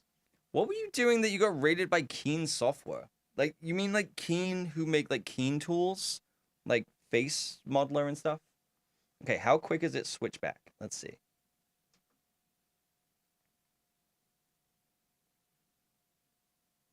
Okay, like 3 seconds. That's actually pretty good. That's actually pretty good. Hey, it's 3 times longer than I can last, so that's pretty good. I like it. It's really jankily put up, like set up. So what I did was I had a USB hub, and I tied all of the cables together and then put them in like a Velcro wrap, so that all you see under the desk, it's a lie, but what I'm telling myself is you just see like one like thing of cable and they're all inside of it. But inside of that, I tied them together with a Velcro zip tie, and the hub was linked in there too. So I had to unravel the whole thing, and I didn't even unravel the whole thing.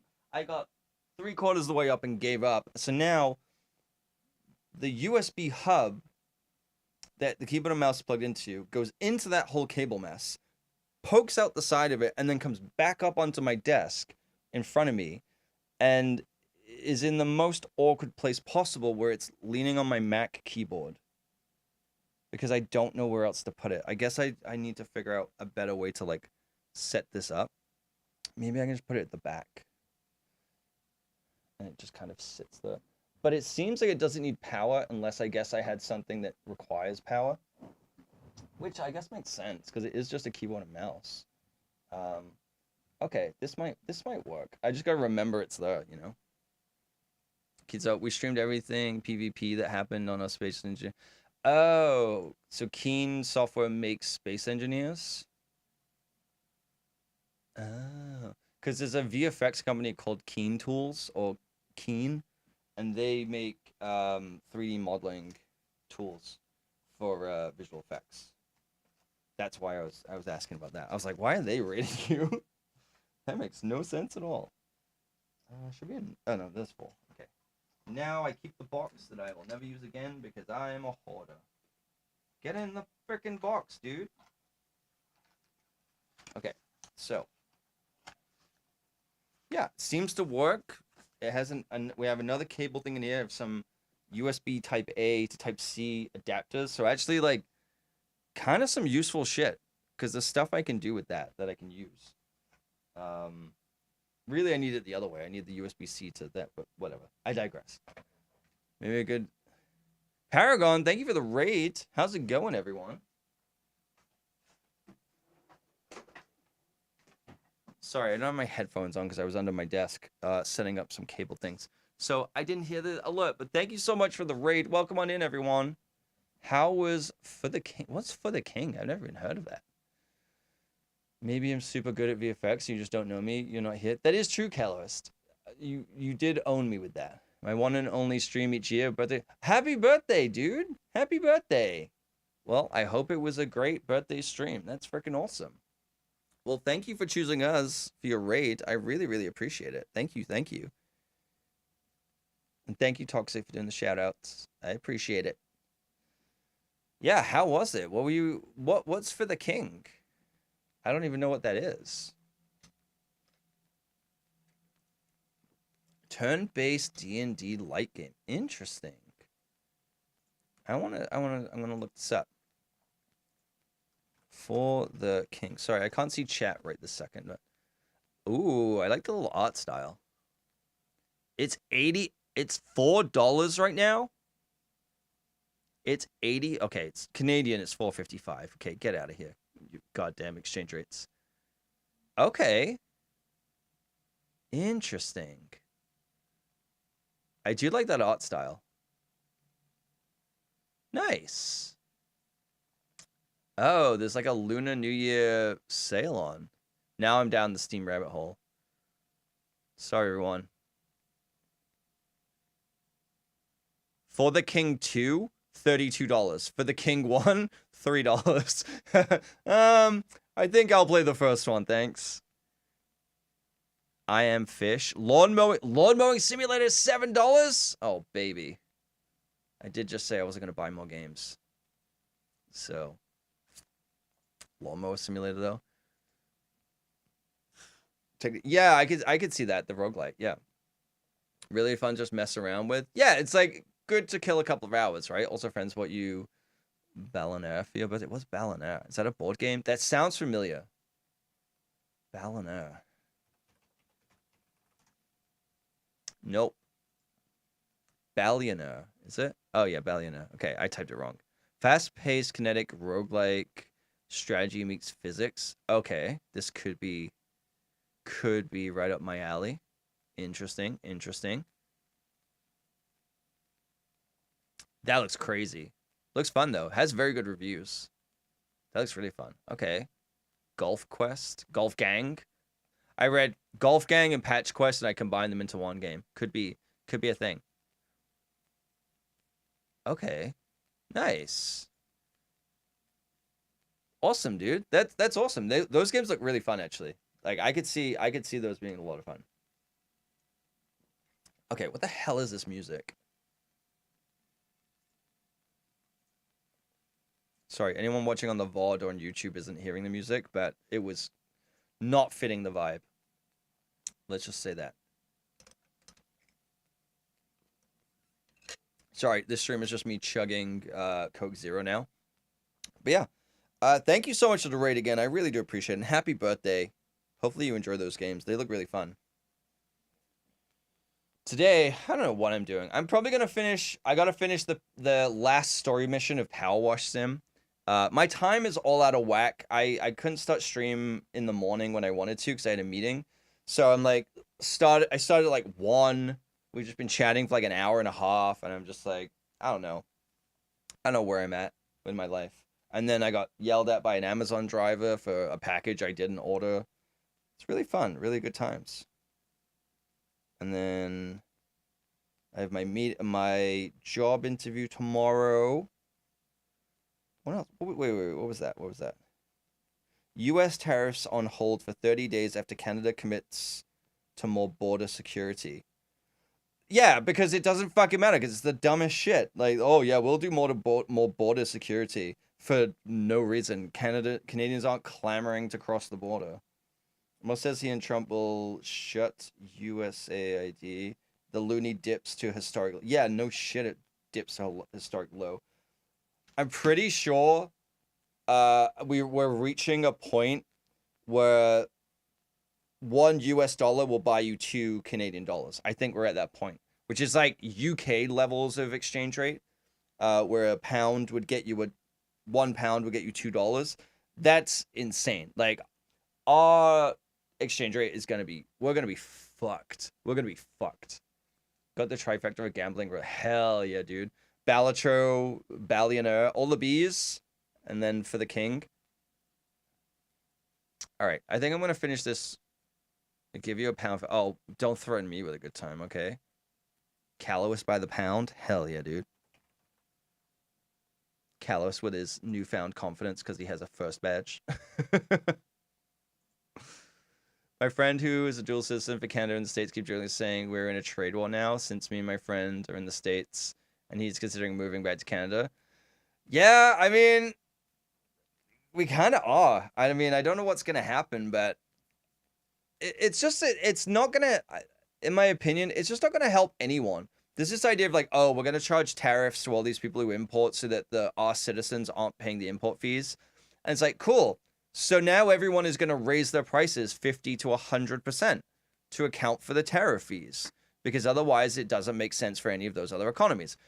I don't think the US understands just how much of the economy and products come from Canada. Like the amount of wheat, power, like Shay was telling me that 98% of Vegas's power comes from Canada. Or just don't trade it. Well, the problem with Canada is that they've based their economy too much on the back of the US. That's the problem. So now, only now they're like, hey, support Canadian business. And we're like, yeah, we've been trying to, but you keep killing them. There was a whole thing a few years ago where the amount of farmland is like being reduced across Canada, and it's just being paved over, quite literally paving over paradise of parking lots. And then instead of supporting farmers, just importing more. Like, it's so reliant on imports. It's insane. And our cost of that stuff is so absurdly high because duties and taxes are applied to anything over $20. So like, you can't, it's so ridiculous. He's also yelling at everyone that they're not buying enough stuff from the US. True, but the thing is, the US isn't making anything. The US doesn't make anything. It's like, oh, buy America. Yeah, they make some stuff, and it is more expensive. But with the stuff that they make, they need to import the materials from other countries because they don't fucking have anything. It's it's stupid. Half the food products are illegal where I live. Yep. There's stuff in Canada like that where you can't buy it because of there's like food coloring in it that allegedly gives cancer and stuff. So many people don't know what's Canadian and what's not. I mean, I'll put myself in that category too. But the insane thing is there's companies in the US where Canada will supply the power, electricity, and the stuff that things are made of, like flour and wheat. They then go to the US, made into things, and then are imported back in at a premium. So we're paying 3 times more for things that we provided the actual ingredients for. There's a whole thing Shay was saying about how like an insane amount of the oil that Canada has is just shipped down to the US for pennies on the dollar, and then they sell it back to us. And it's like, why are we not building oil refineries and making our own? Like all of these things where it's like every industry has 2 to maybe 3 businesses, and all of the governments and provincially and everything make it so impossible to like start a new business in major cities. It's insane. Like there was someone on TikTok who was setting up a coffee shop in Vancouver, and I think they're doing okay, but there was this whole thing. They were like, yeah, we can't get a permit to open a store anywhere. And they ended up renting a space from an existing company that was kind of closing down, but already had the permits. And the government was like, no, you have to get new permits. And it takes like 18 months to get it. And it's like, yeah, you're saying support Canadian, but you keep killing small Canadian businesses by making it so egregiously expensive to run a business, make it impossible to get the permits to like run the business. And then on top of that, it's getting absurd. It's getting absurd. And it's like, they don't do anything to support Canadian business themselves, but then put it on the population to be like, why aren't you supporting Canadian business? Because you keep fucking killing them. We get that from the Ukraine. It's not called Europe's cereal storage. Yeah. The oil that comes from Canada literally terminates 2 miles. Yeah. Living in this time is insane. Seeing on the news, ICE taking people who are citizens of the United States and not checking until after Trump sends people. Yeah, and then they've just increased the type of, like, they've increased it to like include people like Venezuelan people recently as well. It's wild. I just don't know how we got this timeline. I know we talk about the pendulum of like things swing back and forth, but I feel like it didn't do a full swing in one direction to justify what's happening right now. Like, we really didn't. It's wild. All right, now that I've installed the KVM switch, I'm not going to use it. I'm going to use my controller. But it means I can play Balatro if I want now, and all I have to do is press a button. I'm totally going to forget that that thing exists. I'm absolutely going to forget that that thing exists. And be like, oh, I'm going to have to unplug and be like, oh, wait a minute. No, I won't. So I'm going to put a sticky note on my desk and be like, hey, don't forget you have a KVM switch that you can actually use. Canada did a whole thing with radio and shows where they wanted to support Canadian TV shows. Canada has this thing where 30% of the content that's on Canadian TV and radio has to be Canadian. And I don't really understand what that means, but that's one of the rules. However, they don't fund it. They don't put any money behind it. It's I know I hop on it a lot, but it's the same thing as the bag fee. Always with the bag fee. Where they're like, we're going to do this thing to stop people from using plastic bags and reduce waste. So we're going to charge you an extra fee so that it deters you from doing this. And you're like, okay. And then they're like, well, where's the money going to? Is it going into recycling programs? Is it going into this? No, it just goes to the business. Oh, this is a terrible idea. Then they scrap it. And then every business goes, well, why would we give this up? This is free money. And then the businesses keep the bag fee. So we're all paying 25 cents. And then they doubled the bag fee. So you're paying 50 cents. You're paying almost as much for a shitty paper bag now as you would pay for a reusable proper bag. It's fucking insane. But yeah, they don't support any. We've talked about this a lot before, where it's like a lot of the talent that exists in Canada leaves as soon as they get a modicum of popularity, or they're actually good at what they do. They leave and they go to the US because there's no money and there's no support here. There's a lot of things like Creative BC and whatnot, where there's grants that you can apply for.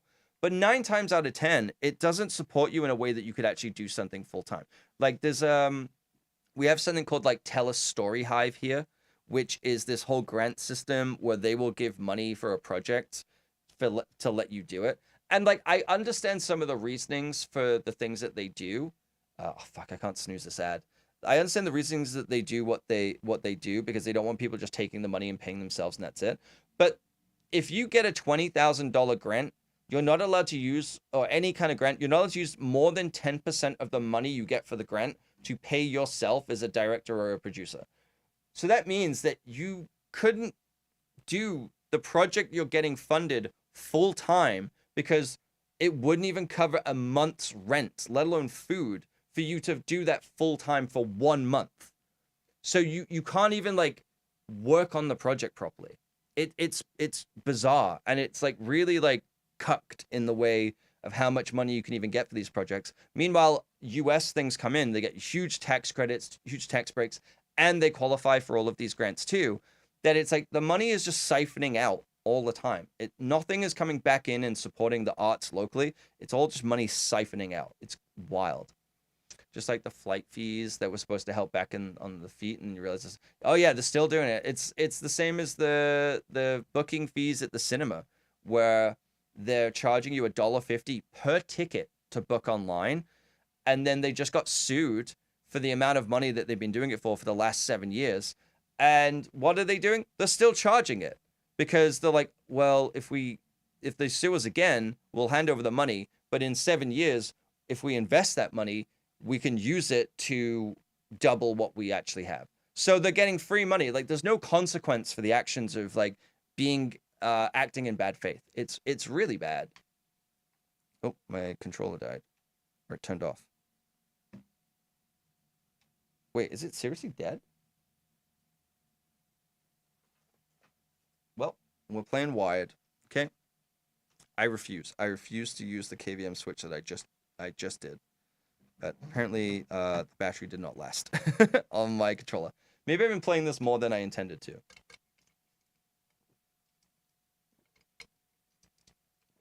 Yeah, it's too expensive. It's too expensive to take legal action, and they'd get away. It falls into the it's better to ask for forgiveness than permission, because by the time they're even penalized for doing the bad thing, they're able to generate enough money from doing the bad thing that it doesn't matter if that amount is paid back. So it was something like they were fined $38 million from charging these fees for booking fees when it's already incredibly expensive to go to the theater. And it makes no sense whatsoever because you have people working in the kiosks to take tickets. There's no booking fee there. It's all online. It makes no sense whatsoever. You'd think it would be the other way around where they charge you for paying the thing because they have to pay the person. And so they get to hold on to $38 million for 5, 6, 7 years. If you know, not that this is all they do with it, but if you invested that in an S&P 500 over that period of time, it would quite literally have doubled in value. So they overcharged illegally $38 million. Theoretically, that amount is doubled, so they've ended up with $76 million. So even if they get fined $38 million and give that back, they still have $38 million. And they're still charging that fee, and they will keep doing it because it's free money that they just get to invest that will then double in another 7 years when they're fined again. Like nothing improves, nothing is done. And it's just one of these things of like, I saw something a long time ago where they were talking about how fines, like things that are illegal, that the punishment is a fine, is just like it basically means that you can do whatever you want if you have the money. It's kind of this weird thing of like it's a crime to punish the poor, and so it's like, you know, the whole thing of like, I think Bezos did this where it's like he was renovating a house in London or something that he had, and it was cheaper for him to just illegally park all of the vehicles on the street. Cost like $20 million or whatever. It was cheaper for him to just illegally park on the street and take all those fines and pay it than it was to get permits and do it legitimately. And it's just like, so because he's rich, he can get away with any of that stuff. Anything like that. Like, I can't remember where it is. I've talked about this before. There's somewhere where it's like the fine that you get is based on a percentage of your annual income, not on a fixed fee. So like if you park or you speed, you get a $500 ticket. If you make $500,000, then your ticket would be like $50,000. You know, like stuff like that, where it's like, I think that makes way more sense. Finland? Okay. I'm like, yeah, because that way it's like, it's a fine-based system. It is like, it's a fine-based system, but it's relative to actually making a dent on the people who abuse that system, right? Rich people see fines as a cost to do with it. Yeah, it's like, yeah, if they can afford to do it, then it's like, oh, the worst case of this is that I'm going to have to pay a $500 fine, but I make $300,000 a year. It's like, yeah, I don't care, you know? A lot of people like that. Bonus jobs. Oh, baby. We got 92%. This is going to take a year to complete this. Are you a pocket ticket? Is it because I got fine written all over me? It's actually because half of it wiped off. It said fine print, psychopath. That's what it actually said. Caloist, you sexy little demon. All right, we have a lot to do. We're in the business of getting dings, getting our ding on today. We are a dingus. Okay. It's really just like the intro. I was about to say the intro. I meant the entrance of the tower. That's the main culprit that we're gonna have to run into, and the inside ceiling that we've got to still do. Like, okay, here, where are we at? We're at an hour and 56 minutes into the stream. Let's see, because Toxic yesterday was like, no, finish the level before you end the stream. Let's see how long it takes, okay? Hour and 56. That's when we started this level at 92%. Let's see. Let's check, shall we? But I don't want to concern you, but the volcano over there appears to be erupting. Yeah, it's symbolism of my love for you, okay? That's what it is. Toxic's like, no, finish the thing. And I'm like, no, because it's going to take forever. You always joke that I'm on a watch list because most of your friends are socials and too rich. You know what? Probably. Yeah. I don't know. It's just like, I'm not necessarily anti-capitalism. I just think it's just I mean, maybe I just don't understand capitalism, but I don't think this is what it was supposed to be. I really don't. I really don't think that this is what it's supposed to be. Hop in, bud. We're seizing the means of production, right?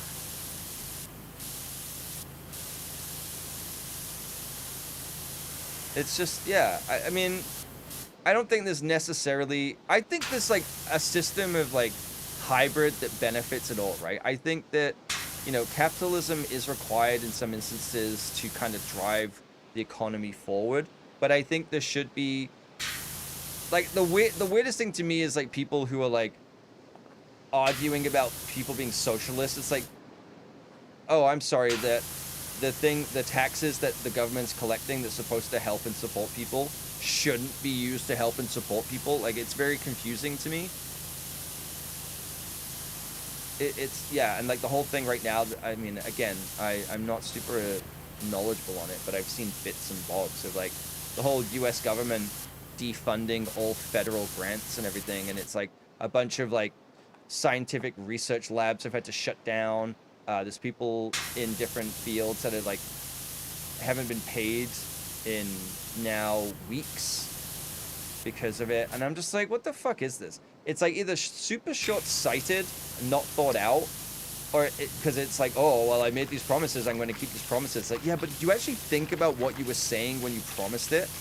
You know, it's like when you get drunk and you promise the person you're dating that you're going to go on a 6 a.m. hike on Sunday morning, and then you wake up hungover and you're like,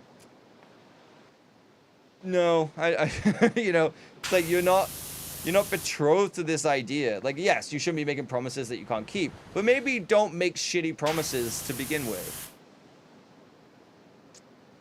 Capitalism is still needed in a more communistic society with money, being able to buy things. It will show what the people need the easiest. Yeah, I guess more social society. I just like using communism to make some people mad. Fair. Well, it's also the fact that they don't really understand what communism is. They base it on a very narrow, broad point and not what it actually is meant to be. But it also comes from, that anger and everything comes from like a xenophobic standpoint, right? Rather than anything else. Because communism doesn't make sense, where it's like you have like, you know, the whole communist Russia thing and everything, but then you have so many fucking billionaires in there, and you're like, how is this communism if you have so many oligarchs? Like, what's going on? That doesn't... The math doesn't really add up here. But then, you know, so people always base it on that kind of stuff, of like fear-mongering and xenophobia, and that doesn't make sense. But it's like, I think a hybrid of, yeah, like socialism and capitalism is good. I think capitalism helps drive things forward and drives the economy forward, but socialism ensures that it's used for the greater good of the people. And I just don't think that we're doing anything for the greater good of the people. It's the rich trying to line their pockets as quickly as they can and get out before they get caught or before it's too late, you know? And it's just like, how is this a good system for everyone? And it's just wild to me of like people who directly benefit from a more socialist system actively advocating against it. That's like the biggest trick of just like, you convince people to advocate against their own interests and well-being. It's wild. People see communism and socialism as the same thing, and it angers me. Yeah, well, I mean, you know, I'm not gonna sit here and stand here and say that I know every nuanced difference, but people are not willing to learn. They are told what they're supposed to think, and they don't apply any critical thought to it. In a lot of ways. In the same way of like, people tie, you know, we talked about this the other day, people tie their entire personality to a fandom, right? And so if anyone criticizes a fandom, they take it as a personal offense that you're criticizing them, because they've so intricately woven the personality and the self-worth into this thing. So anytime it's criticized, they take it as a personal slight. It's the same kind of thing of like, people not being critical and self-reflective of their own thoughts and ideas to be like, maybe I should question these things, because what, not even just in a selfish way, it's like, what am I getting out of this? Like, how is this benefiting or not benefiting me? Because you are a person that is part of society. How is tax breaks for the rich if you are not rich? How is that benefiting you? if the top 5% are paying 10% less in tax, but you're not, but yay tax break, like it doesn't make sense, right? I don't know. People just need to be a little bit more critical on things. I include myself in that. I definitely need to be more critical or critically minded in my thinking and approach of things, because I'm speaking very confidently about a thing I know very little about, I'll be honest. And so I should be more educated on these things. I'm allowed to have opinions on it, but I should be more educated if I'm gonna stand by those laurels, those laurels and morals. People still think trickle economics has never worked. Trickle down economics doesn't work, okay? Because otherwise we wouldn't have several people with $200 billion. That doesn't make sense. It's not knowing the difference. It's talking about the difference with the air of knowing the difference when you don't. If you don't know and are willing to learn stuff, it's always fine. Yes, I agree with that. Reagan promised it and would trickle down. And at the time, it probably did to begin with, but then the rich started hoarding all the wealth. That was the thing. They're like, wait a minute, why? They suddenly went, why is it on me to kind of support society? I'm not going to do that anymore. And, it's the whole thing of like, oh, I'd rather pay a little bit more money and support a local business knowing that money is more likely going to be recirculated in the community and actually improve the community that I live in than just keep giving it to these other people and just creating more of a wealth gap. I say this is like, yes, I fully understand that I order stuff off Amazon and I am part of the problem. I'm also streaming on a platform owned by Amazon, and therefore I'm part of the problem. Like, there is always going to be hypocrisy to every statement and every kind of thing, and there's going to be certain limits that you just have to deal with as a day-to-day basis. There are things that I just cannot get. Again, as stupid as it is, like, as someone who currently is technically unemployed, I have to go with the places and the choices that is the most cost-effective to me to be able to sustain myself and support myself. That means, unfortunately, I have to make some moral wavering choices about where I shop and where my money is spent. Because was the KVM switch a need or a want? It was a want. Let's be real. It was a want. Okay? But if I needed something like that, I would have had to spend to go to a store. Probably the only stores I could go to was like Best Buy, because there's no real Canadian tech stores anymore. They don't really exist. Which would have just been paying for another US company. And I would have paid double what I paid. I would have paid triple, actually, because I had points from my credit card from buying groceries that allowed me to buy the KVM Switch that was $25 for $7. So I had to make that choice, Again, full caveat. It was a want, not a need. But there are certain things where it's like, it is cheaper for me to buy it from Amazon, even with delivery, even with waiting or anything, than it is to buy from a Canadian grocery store. And I have to make those choices, because otherwise I can't have some of those things. Granted, a lot of them are, I'm not gonna say luxury in the sense of a luxury like expensive thing, but more of like, again, wants and needs. It's like, yes, it's part of like diet, it's food, it's things like that.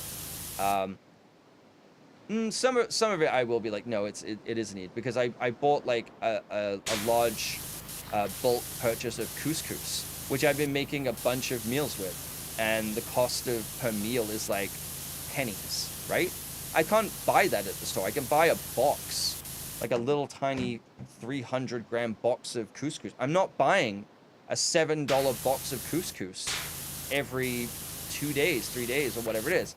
But I'll pay $10 for 2 kilos of it that I can make a month's worth of meals every single day, Mem Express is the only one for tech.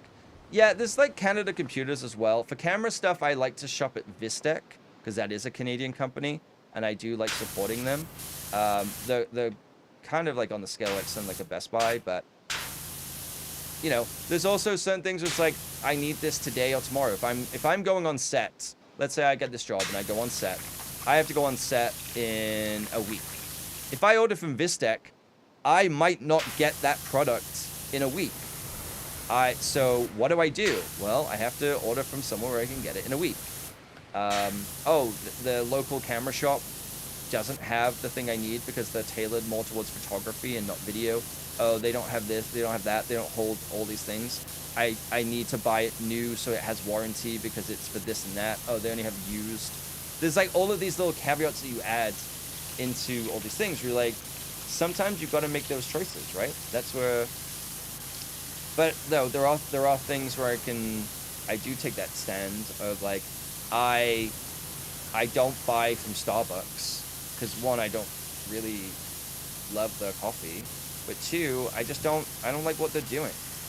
I don't like what they're doing. And again, it's a weird line in the sand to draw because I do buy stuff from Amazon. I'm streaming on one of Amazon's websites. Like, there's lines that we all have to draw, right?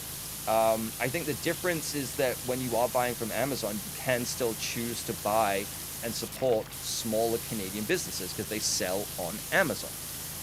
That doesn't really happen with Starbucks. They don't pay tax, and it all goes back to the US. Like, that's kind of it, right? I think some people use trickle-down argument for video games, like you balance a game for competitive and then casuals enjoy the changes. No, that's a straw man argument. That's not how that works. That like might technically be the same way. I mean, you could apply that to anything, right? It's like, oh, Formula One, all the advancements that they make in technology of Formula One trickles down to consumer cars, and that's how consumer cars get better. Yeah, kind of, but it also costs hundreds of millions of dollars. Like, it doesn't make sense. That doesn't make any sense. The old choppy chop. Yeah. Perfect. Thank you. No one to take my things. You know better. That is true, Robin. You do know better. Shit. Wait, no, that's clippable. Fuck you. There we go. Fixed it. Fix the clip. I'm going to stop saying your name so you can't clip it. Military tech trickles down to medicine. That one's true. It does. It absolutely does. Yes. Excuse me. I don't know what. I wasn't listening to what I said. Like, again, with like the Formula One thing, it's like, yeah, technically that's true, but it's like, it's a fucking car, man. Like, why? Cars have got so much worse. Cars have got incredibly worse in the same way of like consumer electronics have got incredibly worse. Why? Because I bought a new sound system, and if I don't update it, because it's connected to the internet somehow, if I don't update it, my soundbar stops working. It's a speaker. Holy fuck, new Windows update was terrible. I'm gonna hold off and not do it as long as I can. It's not prompted me to do it, but I also haven't restarted my computer in like 3 weeks. Is it like really, really bad? Don't get it, Shay, it's a trap. Yeah, my gaming PC is still Windows 10, and I will never be upgrading it to Windows 11. All browsers no longer loaded videos or streams, audio interface with constantly like. I didn't know about the browser thing. That's fucked. You came in here like 30 minutes ago. The fuck?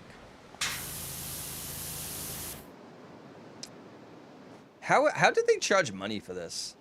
How did they charge money for the platform and then do this shit? You couldn't watch because the stream would be 1 frame a minute. Oh, that was by choice. That was a stylistic choice. That was me. I was doing that. So, my KVM switch arrived early, which is nice, and I'm using it. In the sense I'm using it where I'm using a controller and not using it, but it's set up, which is really cool. Yeah, was that a retaliation? It wasn't a retaliation. That was me saying, please don't clip me saying nice things about you, because I refuse to say things. I don't want any proof existing of me saying nice things to anyone. Roll back the update and I'm good now. For now, yeah. Is it like a proper Windows thing, or are you like what I did with the Activate Windows? Where it's just not technically an activated version, so it forces you to do the updates? Because touch wood, mine hasn't made me update for a while. Although the thing I hate the most is when it will just update itself overnight, even though I've paused it. That said, I have paused it, so maybe it's coming up. I'm dreading that. Yours is activated. Mine is too now. It's a real boy. I think I pause all my updates, but I think it's coming up soon where it's going to be forced to update, and I'm dreading it. I'm really dreading it. I don't know why they implemented that. I know it's a whole security thing, but at the same time, I'm just like, shit sucks. Or even worse, that Microsoft Office is now a subscription, but it's the same fucking Microsoft Office it's been since 1995. Basically. Oh, they got new fonts? Cool. Thanks. Good job. Everything's a subscription now. Again, these capitalist picks. That's the stuff where it's like capitalism's kind of fucked things up. Everything being a subscription model now. But I think the problem is with the subscription model is we're not getting the value of the constant payment. Like, they've stopped trying to make things actually better as a product because they don't have to. That's not true. Excel has special formula. Oh, well, wow. Well, suddenly the $130 a year is worth it, that it has a special formula. What is it, the fucking Krabby Patty formula? So you got a new marketing director who is your age, and it's made you realize your life was way more interesting because they didn't spend 10 years doing marketing. True, but you could have also been a marketing director at this point. So, absolutely worth. All right, you say so. If you say so. Speaking of which, I think I might. I have a bit of chicken left, but I think I'm gonna do. I think I'm gonna do a stew tomorrow. Yeah. Speaking of the couscous, because I bought some pre-made meatballs because it was so. I mean, it wasn't weird, but it was like I could buy the extra lean ground beef for this like a kilo of extra lean ground beef for the same price as a kilo of pre-made meatballs that already are ready to go and ready to cook. And I was like, why the fuck would I buy the goddamn ground beef when I'm just gonna make meatballs? So I'm gonna make meatballs with that. I did buy more Beyond Meat sausages though, because they are pretty damn good. Easier VLOOKUP that makes it unnecessary to index match. What language is that? Sounds boring as hell. True. Although you could have, I don't know. Maybe you could have done more drugs as a marketing director. I don't know. There are things where you just like question things like, oh man, this person's the same age as me, and they've done so much and they've achieved so many things, and then I'm just like, yeah, but did they dress as a Smurf in Prague? You know, like, did they do that? Did they go to a Russian drug nightclub that was ran by the mob? I don't think so. I don't think they did. Did they order a cheeseburger fresh from the McDonald's in Prague? I don't think so. Apparently, I only have one story or one thing where I went to Prague fucking 15 years ago. Get out of here. But I think my point stands, you know? Did they do any of that? Absolutely not, because they didn't do art. They did marketing, like a pleb. Sure, they're making a lot more money and they'll retire before me. But do they have the emotional damage of being worried that the person that you're staying with was doing bad things with a child, but it actually turned out to be a little person who was a lady of the night that was delivered to the apartment in a limo? Who's to say? Who's to say?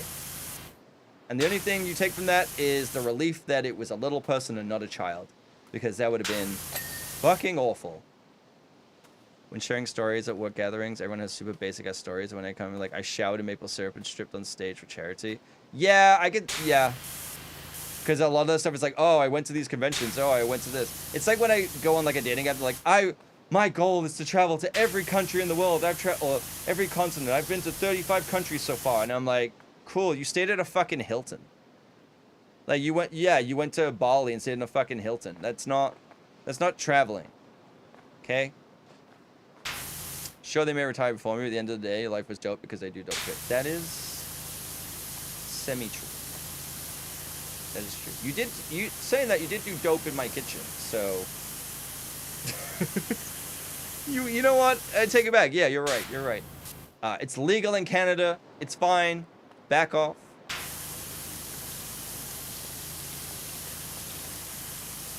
Okay, why am I cleaning the wall that's clean? What the fuck, toxic? Get out of my face. Oh my god.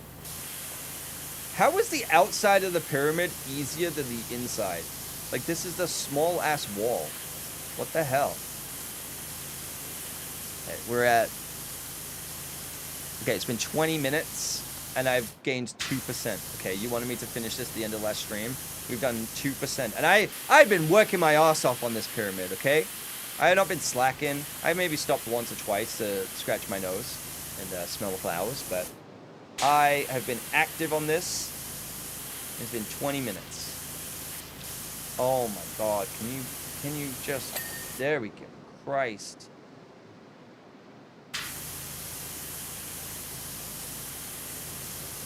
Give me that ceiling ding, baby. Give me that ceiling ding. I haven't been able to listen to your last voice message as well, Shay. I apologize because I started stream as it came through. But I hope that person got back to you. I'm assuming they didn't. I'm just gonna... Excuse me. I'm assuming that they didn't. They just, like, logged off for the day and ignored replying. Because that's what I would do. But I kind of respect that they did that. Okay, I don't know what else. I'm at an impasse with this. Like, give me the ding. Give me the ding. How is this not done? Oh my god. Okay, there we go. Yeah, you know what? I'll admit, I'm coming around to it. This is actually a little easier to do it without the camera. You know, I'm a big enough man to accept when I'm wrong. Not a big enough man to be 6 foot.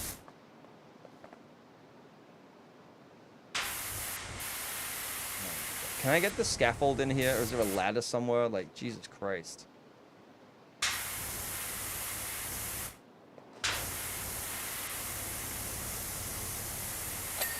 Yay!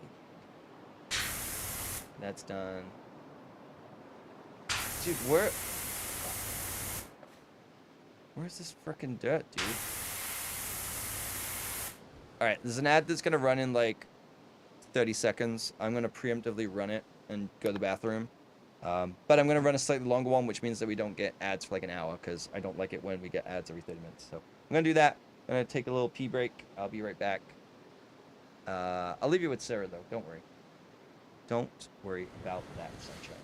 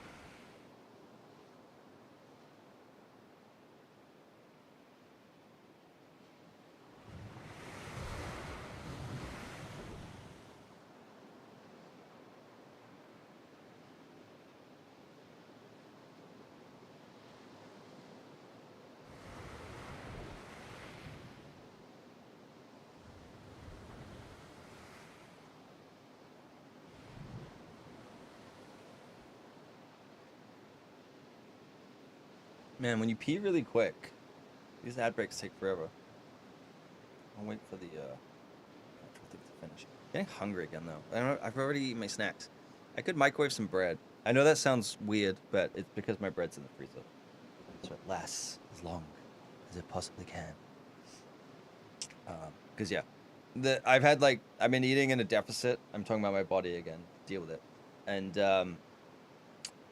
I always have like a little bit extra calories left for the end of the day, so I've just been warming up bread and buttering it, and that's been what I've been eating as like a afternoon snack. Because I've technically been skipping lunch. I've been having the Cliff Bar as like my lunch, and I've been technically skipping lunch to eat dinner. But yeah, but I had enough calories for bread, so I've just been microwaving bread and eating bread as a normal person would. Again, this is the whole fire alarm going off and people coming in to see that I have Sarah in my office and stuff, and getting them to jump scare themselves. It's really fun. Okay, there it is.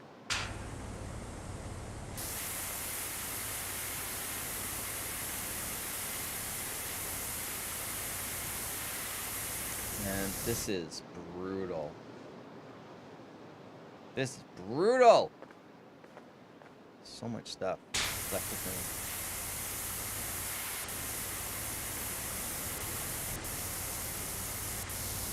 How's the floor? I haven't even finished the floor. God damn it.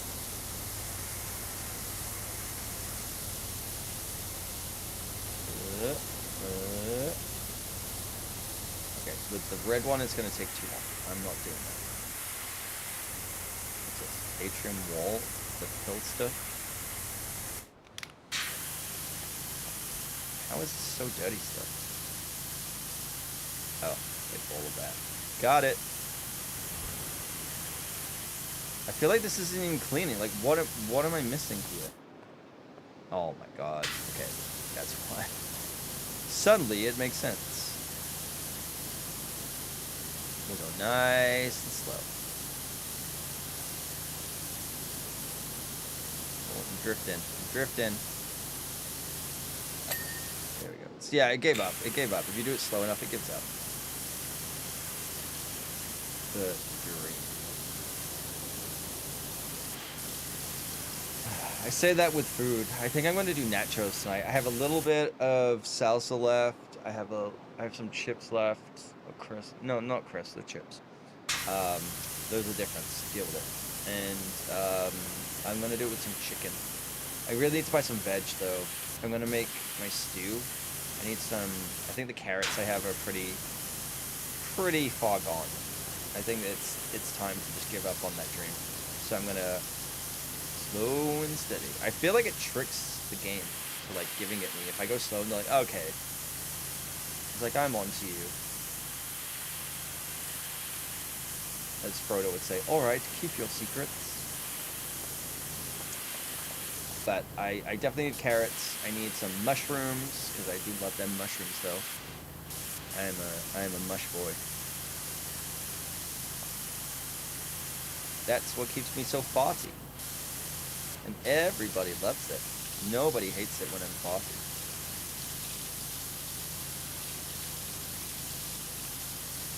What's... Oh, all of that? Okay. Alright, fine. Fine, be that way. There we go. Ooh. Wait, this one's not done? How is this one not done? So I see you, Joe. I see you. Sneaky, sneaky.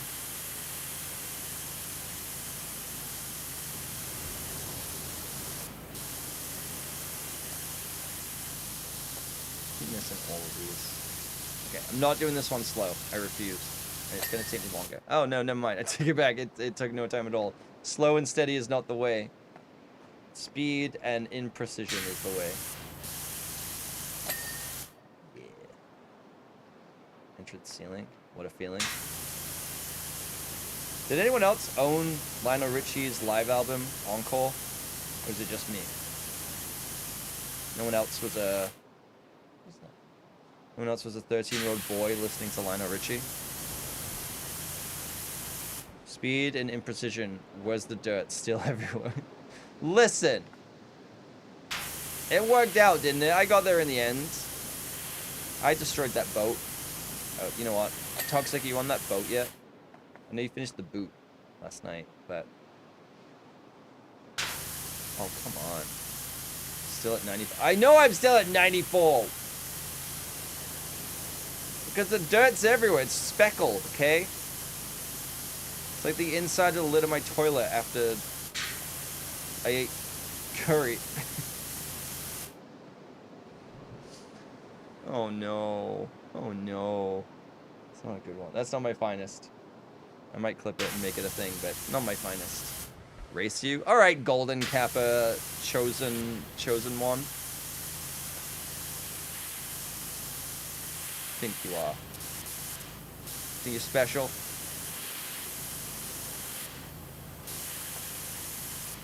Give me atrium in the ceiling. Where's the dirt? Oh, okay, like it's being so pedantic with this now. Obviously, yes, the anointed one. I don't know how to spell anointed, so I just typed anointed in Discord. My English has got really bad when it comes to spelling. It's not good. It's not good. I've forgotten all of my heritage.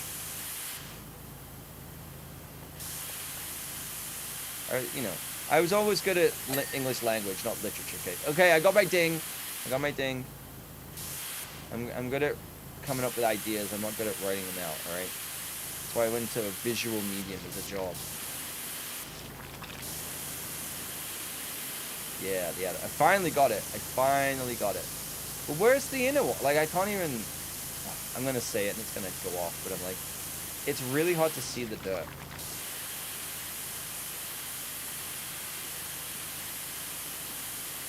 Right in the crevice. There was a girl that I went to school with that we used to call Crevice, and I don't know why. It doesn't make any sense, because I think back to her, and I'm like, that makes no sense. Why did we call her Crevice? I think it was maybe she would had like a pants pulled way up into a butt crack. Maybe? I don't know. Keep missing it. I got it, alright? Back off. Kids are cruel? Yeah. Yeah. But I think she just needed to, like, get rid of the wedgie. And it would have been fine.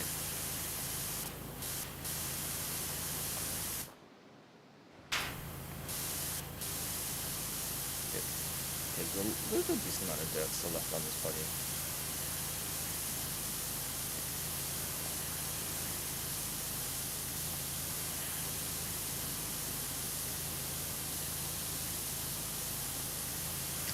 I'm not gonna miss it. I'm not gonna miss any of it, Robin. Okay? Well, I will, but, you know, I'm not gonna tell you that.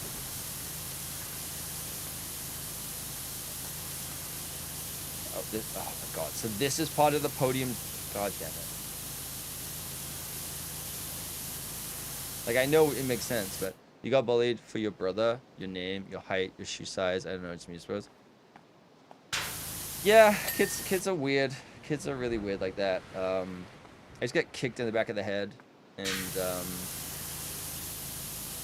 there was always like a broken chair, and they would always like swap it to my chair so that the leg would break from under me.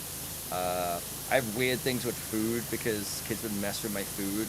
Shay knows all about this, and I'm like, yeah. So you need to get over it. I'm like, yeah, I do, but it's, you know, it's kind of ingrained. Those are my formative years. I'd have it where they'd invite me to things and then not show up because they actually went somewhere else. You know, stuff like that, where I'm like, yeah, I wonder why I have trust issues. Wonder where that came from. But also, I fully acknowledge I was probably... No, I definitely was a shitty kid to other kids, too. You know, I think there is a weird kind of, like, you get bullied, so you probably do bad stuff. Like, it all kind of does. That's where your trickle-down economics is. Like, I'm sure of that. Like, I think I was, like, not a great cousin to my younger cousin and stuff. And yeah, you know, it all has, like, a thing, right? So it's like, yes, I was bullied, but I'm sure to someone else, I was also a bully to them. I think everyone can be like that. But also, it depends on how you're raised and brought up, right? Of just, my family is not the greatest, and they are pretty bad enablers on stuff like that, where it's like it's never their fault, you know? So when you're surrounded by a lot of people and things like that, you don't ever question the bad things that you do. And then suddenly you're like, you finally get away from them, you move to Canada, and you're like, oh, this is horrible, I need to be a better person and work on myself and do all these things. And then you go back and see them 7 years later, and you're like, oh, you all got worse somehow. And I'm really glad I'm away from you. Also started super randomly, suddenly your best friend hated you and led the bullies. Pretty sure it started shortly after I hit growth spurt and got a brand new wardrobe because nothing fit you anymore. Yeah, kids are weird when it comes to like trying to fit in, right? And it's like, and if you don't fit some weird arbitrary mold that they've decided is like acceptable or whatever, when in reality they probably feel weird about themselves more than you, but it's just projection. Like that happened with like one of my friends where it's like, I don't know what happened, like we were like the dorky nerds that there was like 3 of us and that was it, and we just hung out and that was kind of our group. And then we left for the summer and then we came back the next year, and it's like, it sounded like he'd like dyed his hair or something, and suddenly like the girls liked him, and so therefore the boys thought he was cool, and then he became one of the cooler kids, and we're just like, all right, okay then. And it's so interesting how that happens. Kids are weird. Yeah, and it's like over the dumbest shit as well, of like what was considered cool. Like when you were 8 years old, the coolest thing was that you could run really fast, and it's like that's what made girls like you, and we were like, I mean, technically that's still kind of true as adults, but it's still kind of funny. It's like these arbitrary measurements of things of like, why?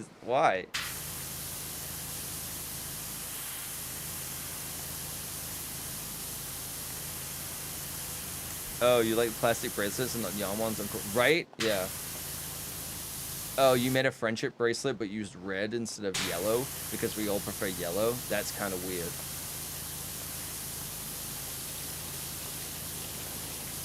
How dare, right? It would be like, you know, and even stuff like my cousins went to the same school as me, but were like a year or a couple of years older than me, like depending on which cousin. And it's like, we would hang out all the time outside of school because we all lived in the same area, right? And then in school, it's like I was dead to them because it was just like, oh, hanging out with your younger cousin, whatever. But then on the weekend, it's like none of your friends hang out with you, so you're hanging out with me. You know? It's very silly.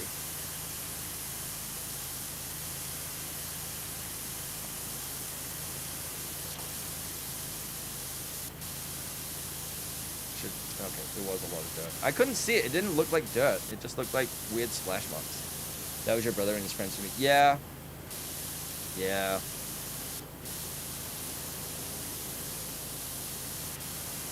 And it's like, and then because they treat you that way, you assume that that's how you're supposed to be, and it then, again, trickle down into how you behave with certain thing. And it's like, what the fuck? It doesn't matter. And then, like, I don't know. Parents can be weird as well with that stuff where it's like,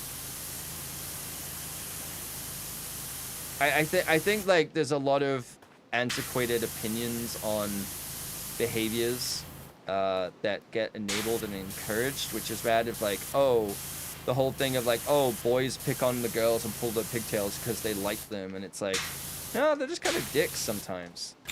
But there's also that thing of like, if a girl doesn't like you, there was never any conversation of like, oh, well, you know, then leave her alone. Like, she said she doesn't like you. Like, no, this. It's like, oh, she'll come around. Just keep asking. Because you're like, what the fuck? You think back and you're like, that is terrible advice. Of being like, oh, just keep asking. Like, they'll come around. What? So the advice to young men that you're giving them is to wear women down to the point where it's easier to say yes than to keep saying no because you aren't taking no. Like, that's fucking weird. That is a fucking weird thing to do. To instill into, like, young boys. Oh, don't get started on the parents, classic middle child. Oh, like, yeah, forgotten middle child. Fun times. And then they wonder why you're distant. Like, I'm the only child in my family.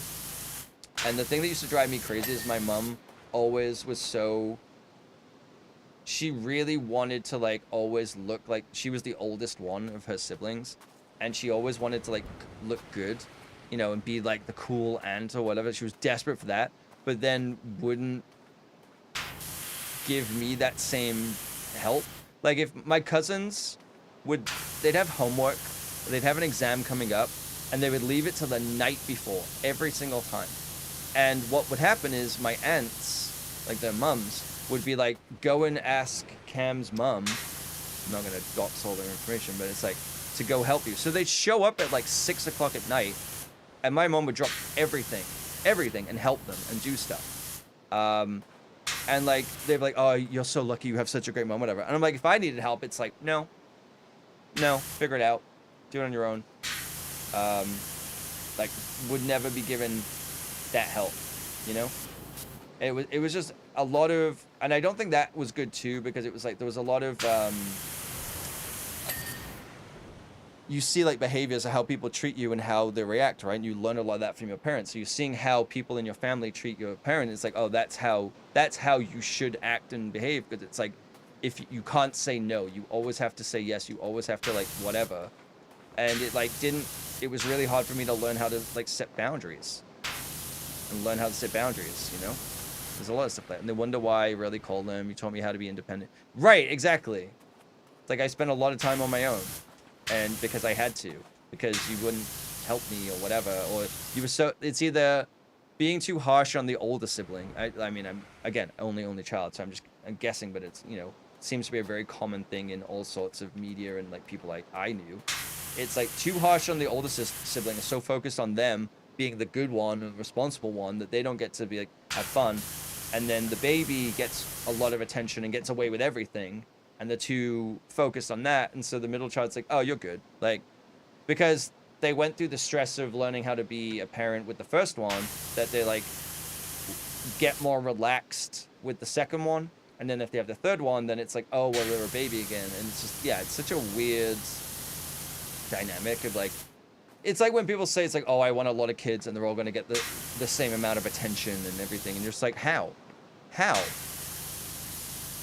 It's like when I heard about the director of Wicked, where he's like, he missed the premiere of the movie because his wife was giving birth to the 5th child, and I was like, how are you ever giving those children any like enough attention? Like, even if your wife is a stay-at-home parent or whatever, there's no way. 5 kids? That's insane. I say that though as someone who wants 0 kids, negative kids, even. Give me back. Take me back. Take me out of this world.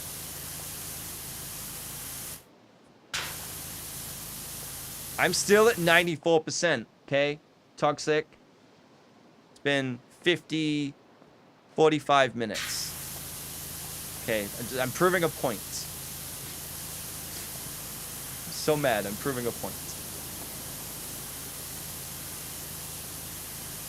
See, this 4 as well is just taking care of.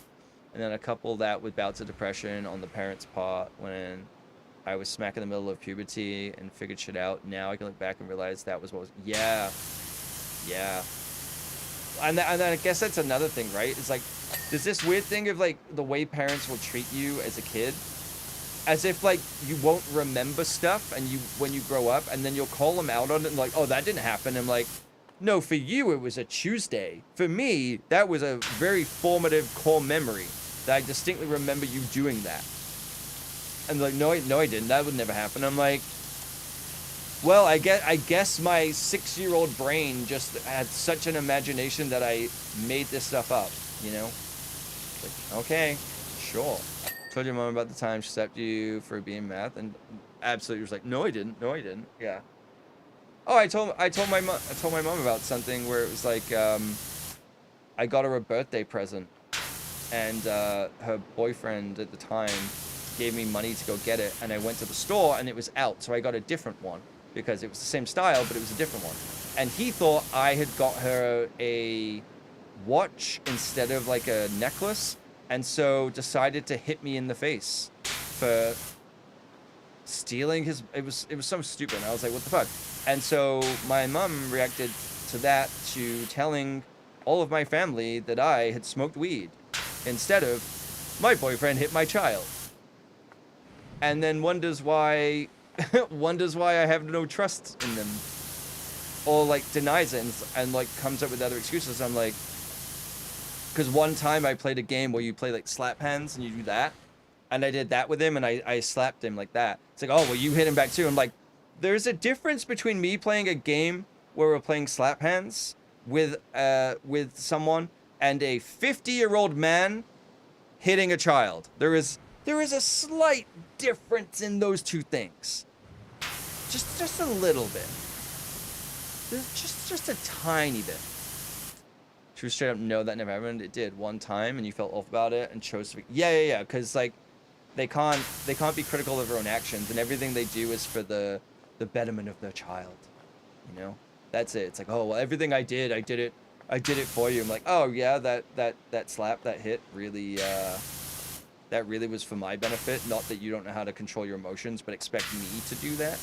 You expect a 14-year-old to have the ability to regulate all of their emotions while going through puberty, but you as an adult can't hold back from hitting a child for buying a slightly different necklace because the other one was sold out? Yeah, that makes sense. It's like so stupid. It's so fucking stupid.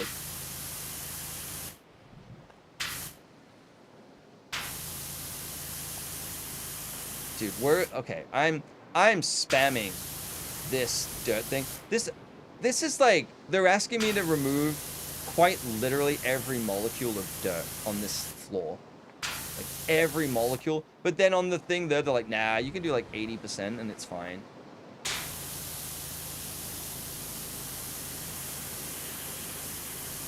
Parents. Yeah. And then they wonder why I don't want kids. And I'm like, maybe I didn't have the best role models and whatnot. And I'm just like, you weren't emotionally equipped to raise kids, but clearly didn't have the critical thinking to realize that and accept that. So I think a lot of people forget that when they have kids, that their child is only a baby for like a year, and they're actually raising an adult, and they don't want to do that because it's a job, and they don't want a job. They don't want to come home and do that. So that's why you end up with like iPad kids and everything, because it's easier, more convenient. It's like, why do you have kids? It's such a weird thing. Why, like, I don't think anyone actually really questions themselves of why they want kids. It just seems to be this thing that they're told that they should want to have kids, and therefore have kids. Like, that's what you do, is you grow up, you get married, you have kids. I don't think they ever really kind of sit down and think about why. It's under the puppet. Use the red one to push it away.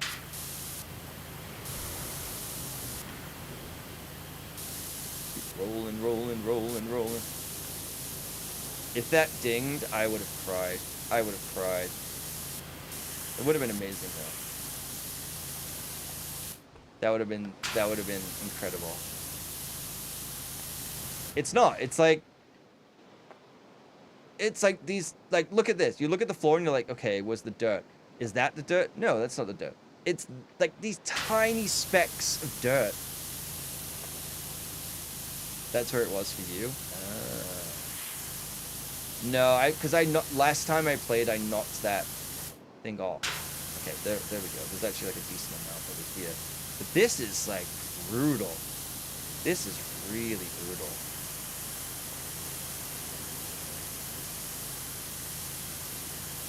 Like, it's so not forgiving on some stuff and way too forgiving on others. Because, like that, I swear that bar hasn't moved this entire time. Like, this hasn't moved. I think I'm going to get the soap out and just go all over the floor.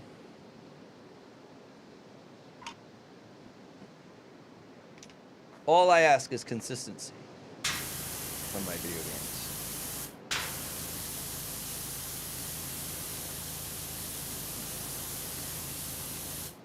Like, how is that not dirt? Or is that just a weird shadow?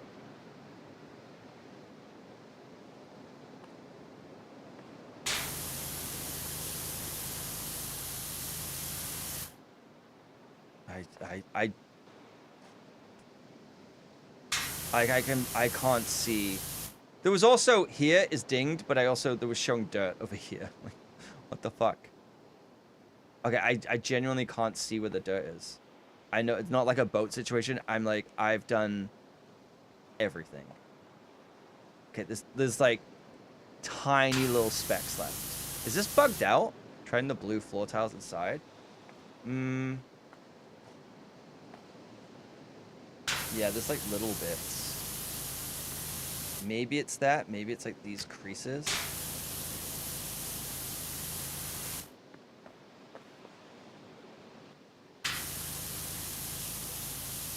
Fucking hell. Like this is too much. This is like way too like that. Look at this. That little tiny speck. And it's like refusing to get rid of it.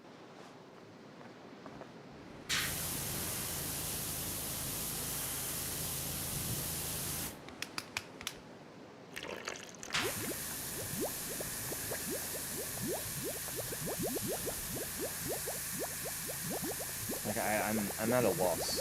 I'm at a fucking loss. Because there is not enough dirt anywhere combined on this floor, as far as I can tell, to like equate to that much left.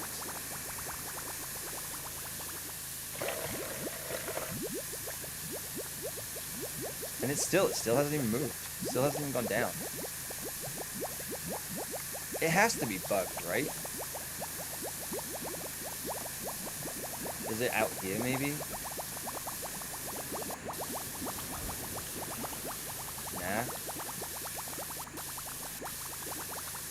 Oh my god, is it gonna be... Wait. Is it gonna be the fucking... Is it this? Are you fucking kidding me? Not bugged, just awful.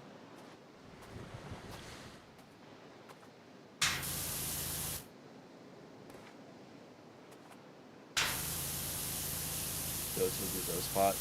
It's just so interesting of like what they deem part of the floor and what they don't. Okay. Let's because that has to be it, right? That can't be... Wait, no, this doesn't even have edges. That's a different piece.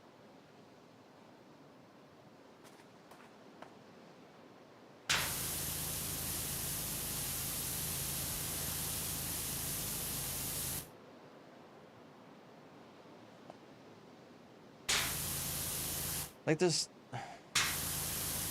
I'm losing my fucking mind. I am losing my fucking mind.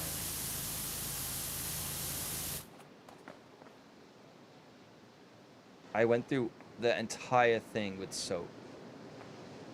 What is left?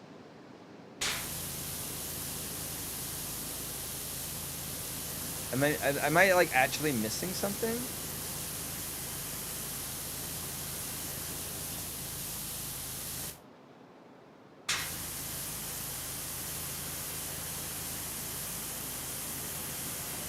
Like I don't even know. I genuinely don't think that's moved in the last 5 minutes.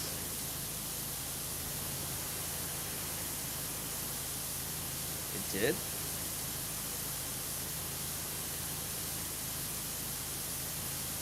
Smallest little amount, but it's so bad.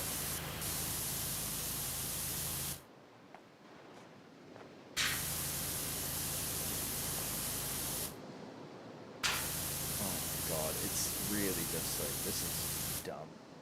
This is so dumb.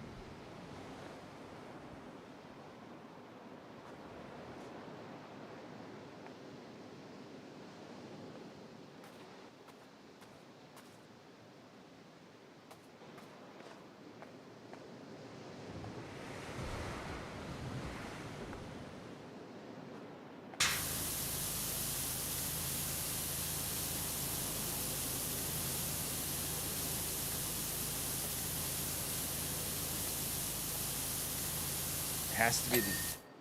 Jesus. Oh my god.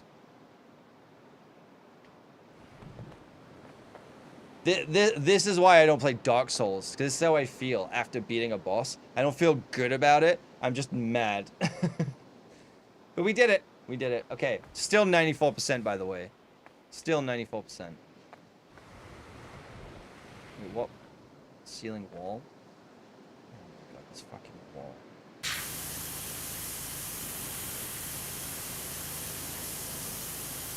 Like that, I'm sorry, that is way too pedantic. For the floor, that is way too pedantic. That is insanely pedantic. To be like, no. Alright, let's go up and work on the ceiling. I think I got all the, okay, I didn't get all the walls. What's left on this? Okay, yeah, I see you in there. But where's the dirt on this wall?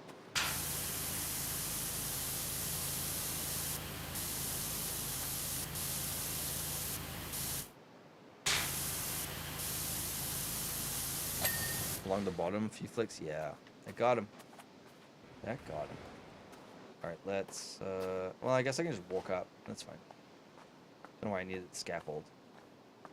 Ding. Ring my bell. Ring my bell. More floor, brilliant. My favorite thing is the floor. I guess this is like the last career mission, so, you know, making it hard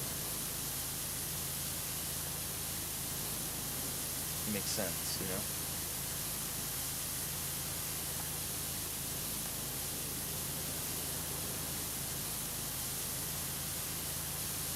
Yeah, I don't care about the wall. Just give me, clean the floor, alright? Clean the floor.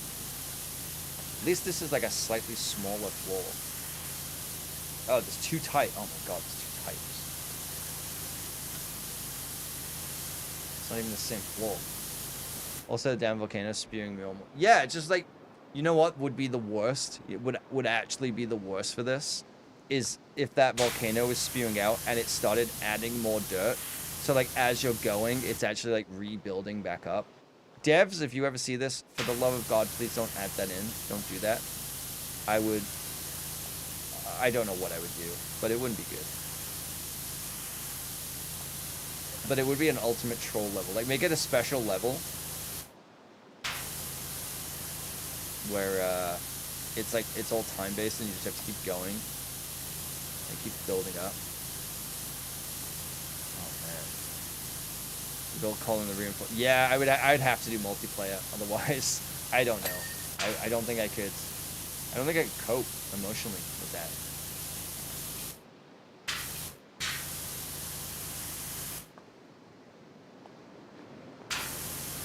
Lots of dirt over here. I think it's more just like there's little specks, but they're really hard to. I know you can use the thing, but like if I didn't have this, I would never have noticed any of these dirt specks. You know, I am really glad that they added that in. I think people would have lost their minds if they didn't have the ability to see the dirt. But there are things where I'm like, that is microscopic.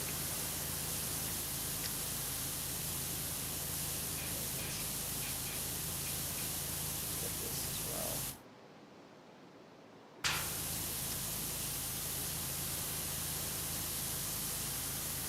I do think it's funny that they added multiplayer to this, because people are probably like, hey, this is taking like 5 hours. Can we play as friends? Yeah, sure. Oh, speaking of which, this has nothing to do with multiplayer. Apparently EA released Sims 1 and 2 on Steam. What's the price of those? Are they actually like priced recently, or are they remasters? Like what's going on with that? I think it's level 20 and 30. Jesus, that's expensive. That's a lot. I think this level is really all edges and crevices, but it looks very plain, so you don't. Yeah, I think they're doing a lot with like texture IDs and normal maps, so like all of the grout lines of the things here really do make a difference. Okay, that's done. So it's just the outer floor now. Not remasters, I think, just a fix not be able to not be able to. Yeah, because the compatibility modes was like annoying. because they wouldn't really work. Like the Sims 1 is good. I don't really remember the Sims 2, but Sims 1 I do remember was fun. Obviously it'd be very antiquated and simple versus like what we have now, but like I haven't really played the newer ones, so I don't really know. But yeah, $20 for that though. For like what, a 20 plus, maybe more. What is it, 25-year-old game? You're asking for that, and all you've done is basically enabled compatibility mode. 2 is much better than 1. I will quote you on that. You said don't quote you, I will. That's all I'm gonna do. Going in the headlines of the newspaper tomorrow. It has all, okay, you know what? Has all the expansions. That kind of makes it a little bit more digestible, to be honest. If it didn't, then I'd be like, that's a lot for a base game. Also, them including all of that is kind of funny, considering they are notorious for just carving up the game. Because I think it's like Sims 4, all the expansions and the DLC, it comes to like $1,000, not including the base game.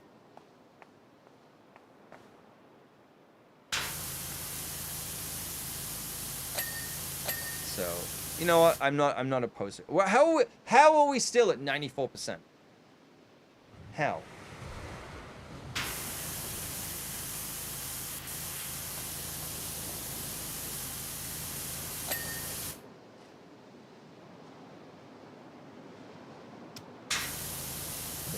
Just want to do a time check. We're past the hour mark now. Just Toxic, just letting you know, we're past the hour mark, and I have gained 2%. Just want to let you know.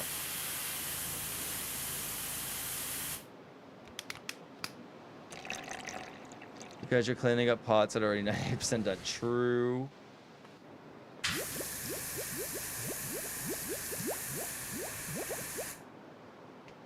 Get my stubby boy into the long boy.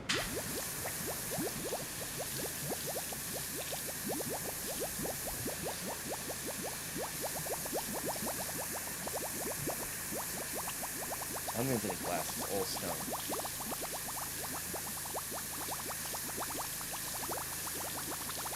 Clean it up, clean it up. That's stealing. That better. Okay, we hit 95%. We hit 95%.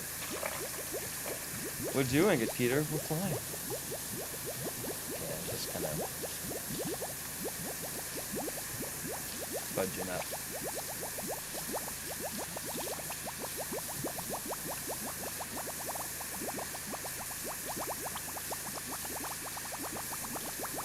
As soon as this empties out, we'll switch back to the doodads. Trust in Robin.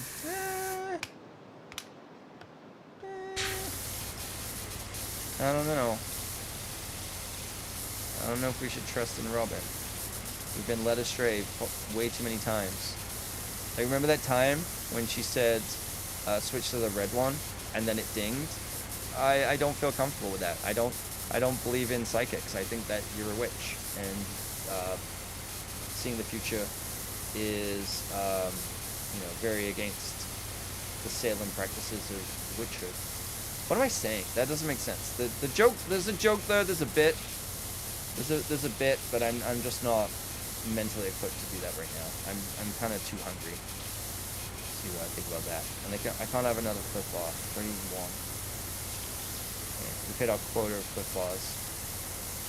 Am I going to, while I'm trying to lose weight, I'm gonna maybe go on a Cliff Bar sabbatical after I finish the 2 boxes that I have. Because it's they taste great, but it's a lot of calories for a very little protein. So we might go on a -4. Yeah, true. I gotta put some in storage for little Robin, little teeny tiny Robin.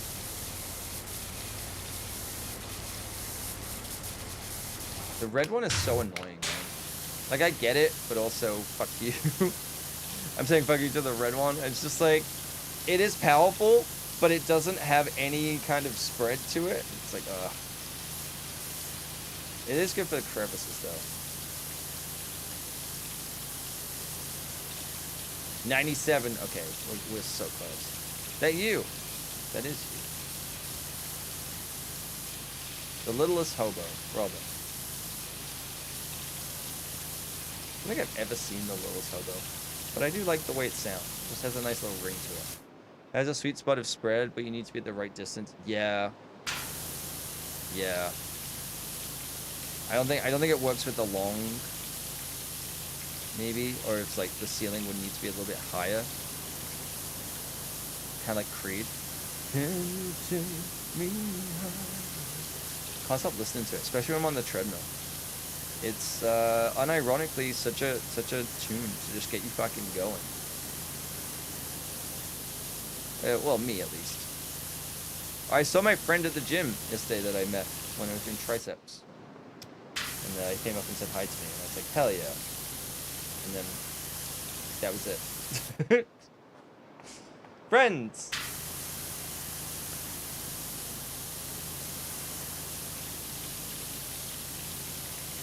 You need to send it. Oh man, Robin sent me the clips from the K-dramas yesterday. So, like, she undersold it like crazy. They were so good. Like, so good. Where you were like, oh yeah, they just like completed this fight by tango dancing. And I was like, oh okay. And then you showed it to me. And it's so much more than that. Where, what's it called? Is it a lei? Like the Hawaiian flowers on a thing. It's like all of them are like wearing a lei, and how is that underselling? Because it was so much better than you described, and you already described it amazingly. They're wearing like a lei with maracas, and they turn into musicians, and they're all dancing, and it's just this whole thing. It's already so, yeah, it was absurd. I loved it.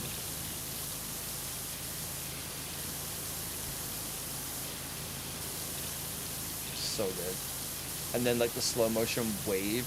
I'm just like, for like a K-drama like that as well, there's so much VFX, it's kind of wild. I was like, holy shit, they're doing fluid sims in this thing?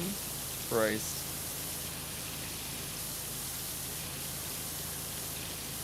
Twirling her in and out for yeah, the double slap was great.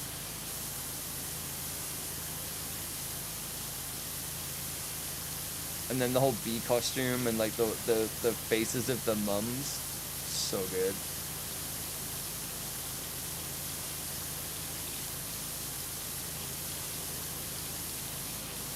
Oh my god. The hot breath. Yeah, the hot breath is so over the top. I'm like, no. Yeah, she's like, no.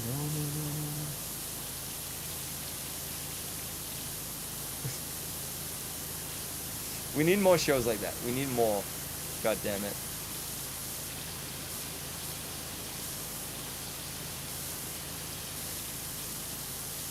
Oh my goodness me.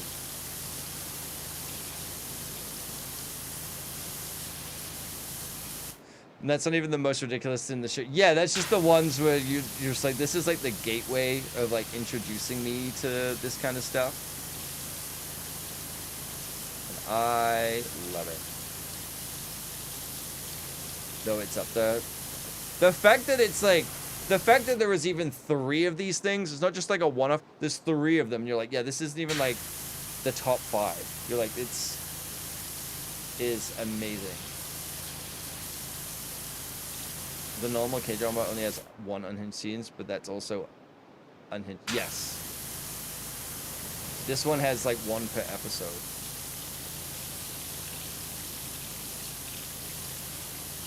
So good. Okay, this is almost. Ow! Balls. Okay, back outside we go. And up the wall. Oops. Like, CEO type dude that steals the company helicopter because an employee he likes got lost in the mountains and fell down. Oh my god. So, like, absolute nice guy Chad flies to the mountains to go save them.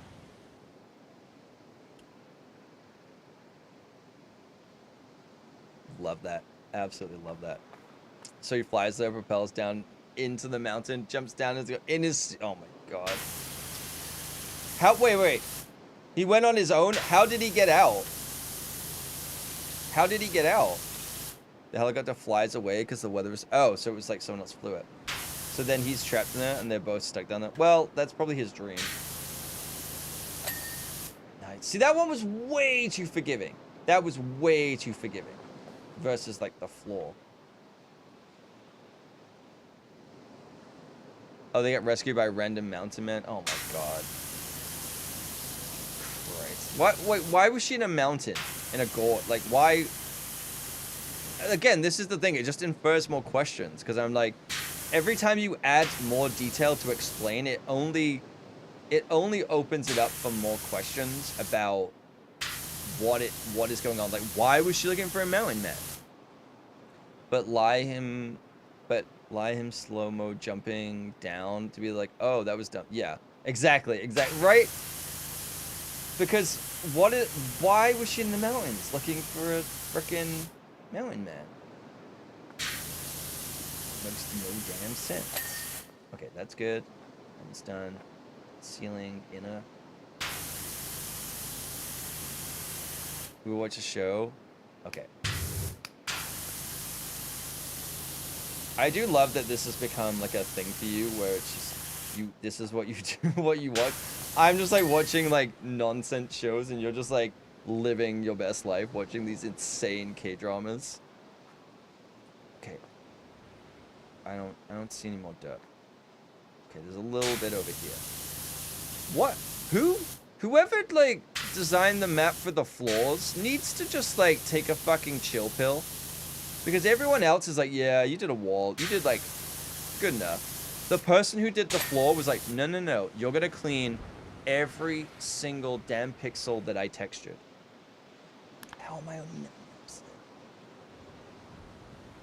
Alcove ceilings. I'm guessing, what is an alcove ceiling in the context of this game? Aha. Okay.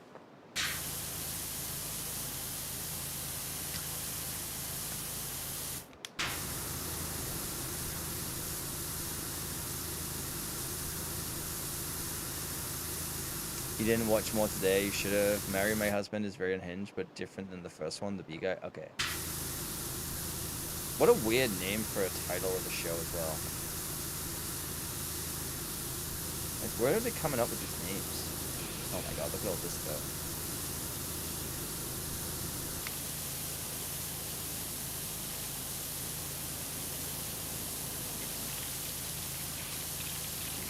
Yeah. She gets murdered by her husband who is cheating on her with her best friend. She wakes up 10 years later and goes, oh, I make my friend marry my husband, so she's the one who gets the fate. Gets the fate? What? Also, she murdered and wakes up.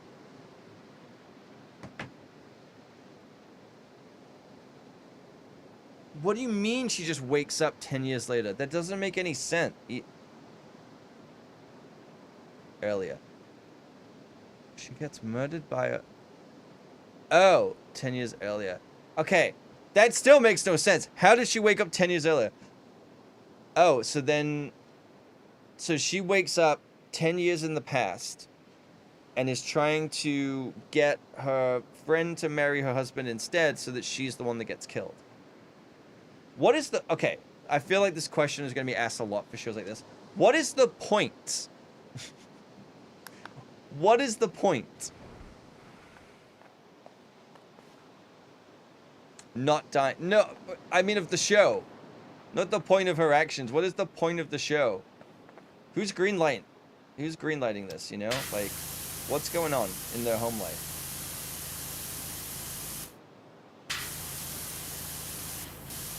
I missed which show we're talking. We're talking about K-dramas. Like Korean dramas that Robin's obsessed with right now. Marry My Husband in this case. Being absolutely... It's just insane. I love it. Don't get me wrong. I love it. But I'm also just like... What the hell?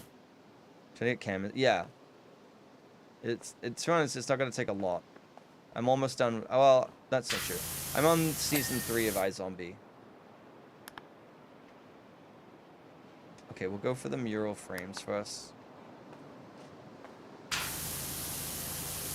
These are probably easier, right? Yeah, it's just like this side of it. Think I'm close?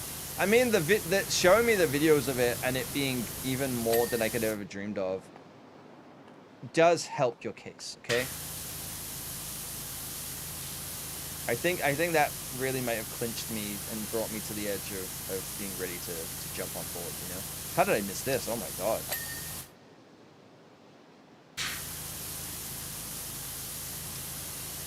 There we go. Cam has sent 2 emails today so far. That's a lot of emails, dude. That's a lot of emails. Did you also get yelled at by your concierge for having something delivered that you didn't order and doesn't have your name on it? No, just me? Okay. All right, what's left? 57. Oh my god, look. Oh, the stuff I haven't even started. What do you mean? Okay, what is a rear? I guess it's like these outer things. I mean, there's, oh my god. Ooh, he yells at people for deliveries. The Amazon guy was mad at me because he was like, I texted you. And I'm like, no, you didn't, because I didn't order this. And I was like showing him my phone to be like, I didn't order this. I have no messages from you. The last message I have is the concierge saying, come down and sort this out. Because they were like, this Amazon guy is losing his mind. And I'm like, I don't know who this person is. I don't know why this was delivered to my apartment. Because it wasn't even a name of like someone who lived here previously, because I've been here for 4 years and it's not the name of the person that lived here before me. So I do not understand how something was delivered to this address. Actually got a ton of shit ton today, except now it's 4 p.m. still working. That's gross. I think you should stop and go to the gym before it gets busy. I think that's the right call. Oh, co-op power washer me. Just saying. Just saying. Just saying. Scream Dab, some of the greatest scenes. Yeah. Like when the demon and the CO tango dance fight their way out of an ambush. Yes. You should stop and watch K-drama. Yeah, there you go. There you go. Do both. Go to the gym, load up some K-dramas on the Netflix app, and just go absolutely crazy. And have a good time. Doesn't matter if you don't speak language. Subs over dubs, you know?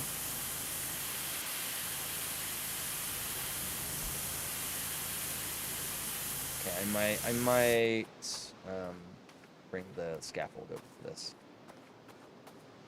Thank you. Thank you kindly.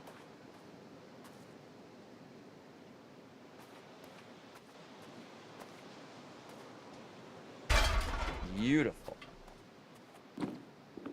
Okay, what am I stuck on? Hello? Let me in. Because I refuse to look where I'm going. It's not what we do, okay?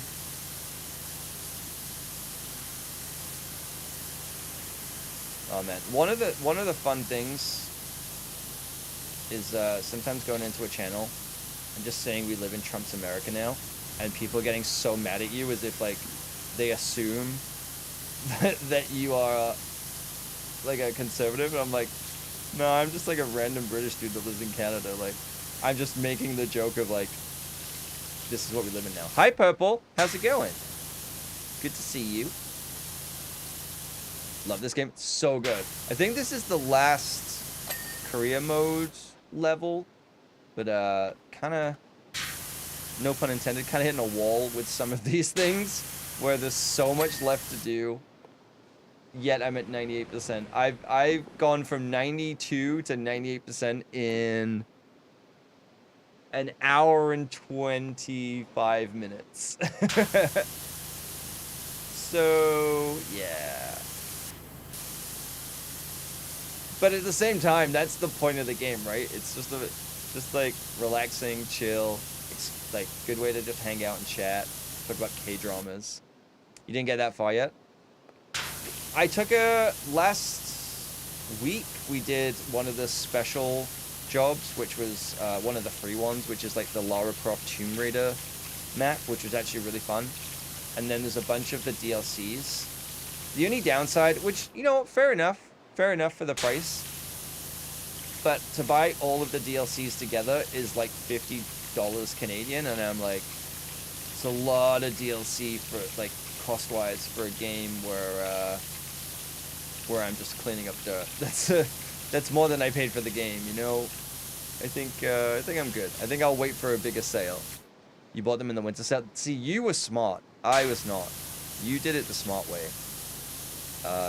I did see there's a Lunar New Year sale going on, but I don't know if it's just very specific games or everything. So I might take a look at Steam after the stream. Take a look, because Paragon Chainmail, who was here earlier, was saying about some game, like some roguelikes, which looked kind of interesting, like Ballionaire, and I don't. For the King looks cute. I don't know if I would. I mean, it's $3, so maybe it's like good for that. I don't think I would play a lot of it.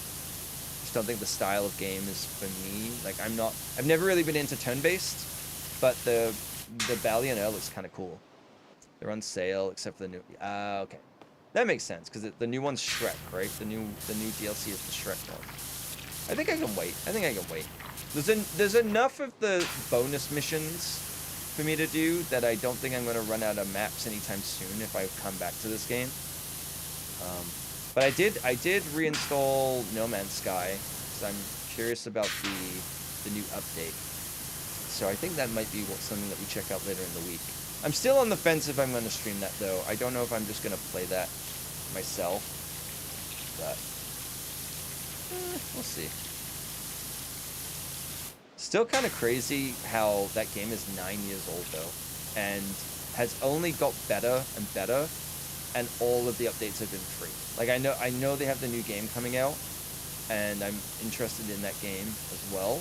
But just in terms of No Man's Sky in itself, the amount of value, like I know people shat on it when it came out because Sony kind of made them promise everything that they were going to do, which they eventually made good on and then some.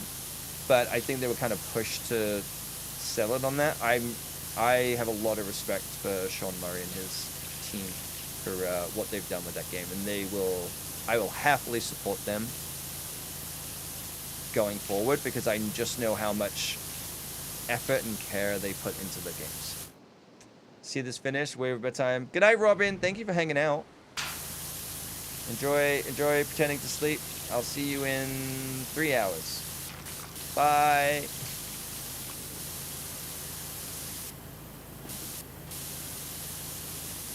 Oh man, we're so close.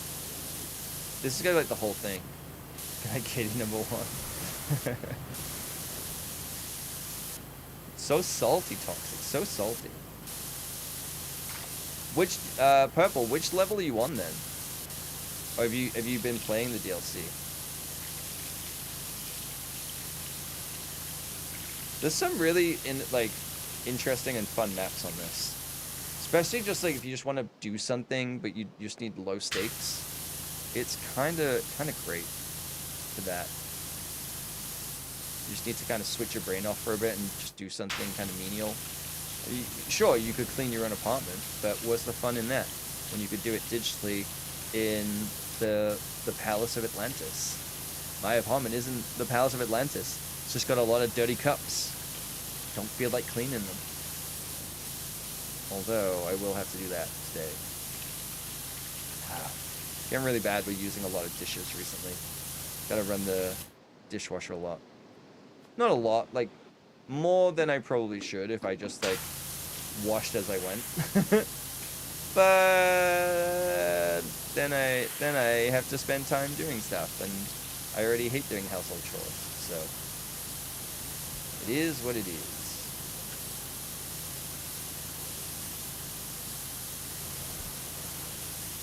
Oh yeah, I got the top of it. Oh god. This is 99%, but look how much I got left to go. The monk temple, I think, but we did Tomb Raider back. Oh, nice. In an ad, no worries. I'll wait. You can't hear me saying any of this, so it's fine.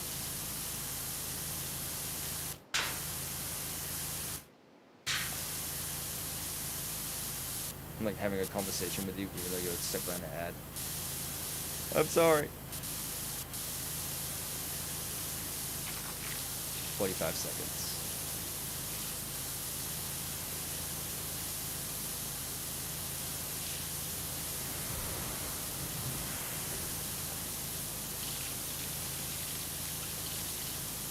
Holy, so much dirt on this. Good golly, Miss Molly. Toxic, I just want to give you a time check. It's been 90 minutes. Just want to give you a time check that you were like, hey, just finish before you leave. It's been 90 minutes of me non-stop cleaning to get from 92%. Just want to remind you of that. Just want to remind you of that. Good luck when you get to this level. And welcome back. Okay, Purple, I waited for you to... I waited until the ad was done. So the Monk Temple, you did Tomb Raider. Tomb Raider 1 was pretty good, actually. It wasn't too bad. And then you've been playing... And then I guess you picked up the DLC. It's a good game to just... Like I said, it's a good game to just, like... You're not sure what you want to play, but you want to do something, but you don't want something super challenging or overly involved. It's good, like, you just pick it up. There's not really a learning curve. You just kind of hit the buttons, and then you remind yourself, and then you're good to go.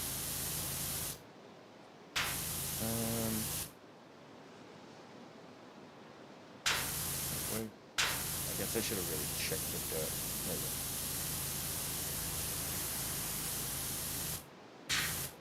Not really seeing it. I guess it's this whole thing.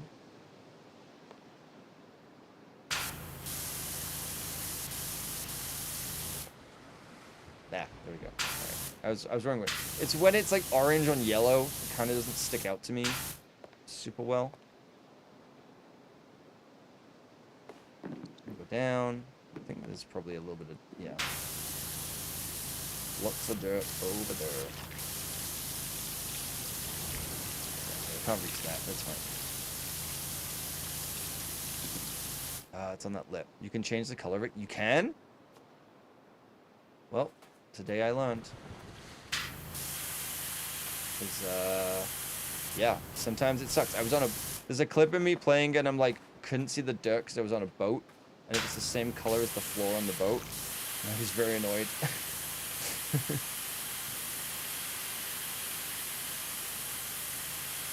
Alright, well. I think I'll be okay for this second, but good to know I can change that going forward. That good ding. Let me off! What am I on? There we go. Okay, what's left? There's some stuff I apparently haven't even touched yet. Entrance figureheads.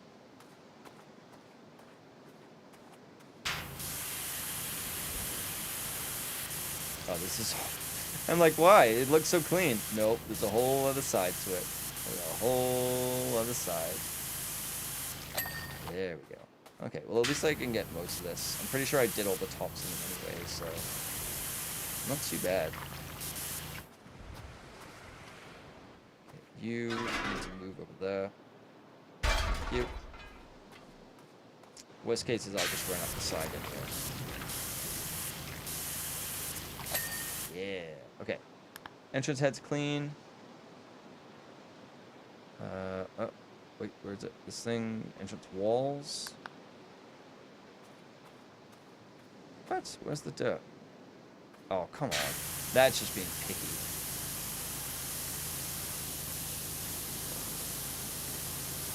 That is so picky.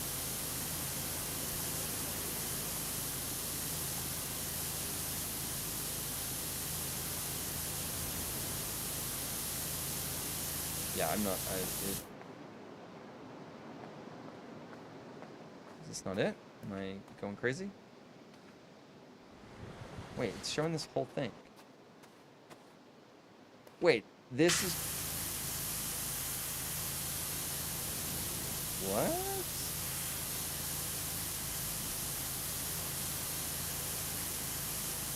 This whole thing is part of... Okay, that's sneaky. That's real sneaky. That's all part of it. But then this isn't.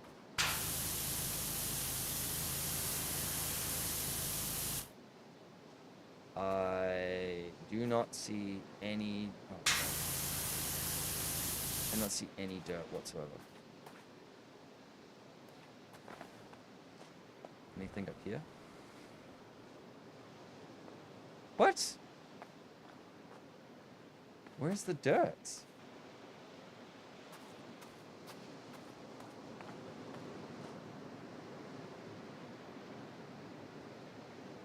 What am I missing?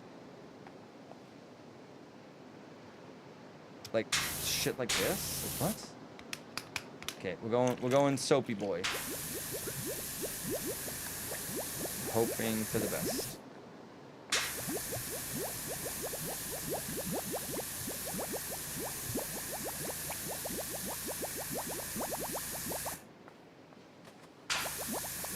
This has got to get it. This has to.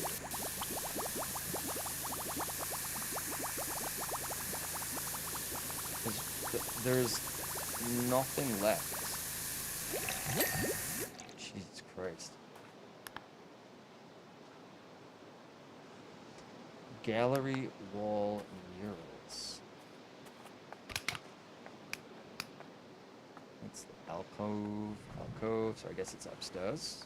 Must be. Oh my god, we're so close. 99%! Oh, there's all these as well. Oopsie. Okay.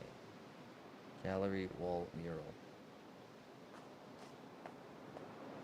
A mural wall. Yeah, that's a lot of dirt that I missed. That's fair enough. I was focused on the floor when I did this, okay? It's in a dark place in my life. There it is. Okay. And 96 gallery walls. Aha. Stupid crevices. Goddamn ruining everything.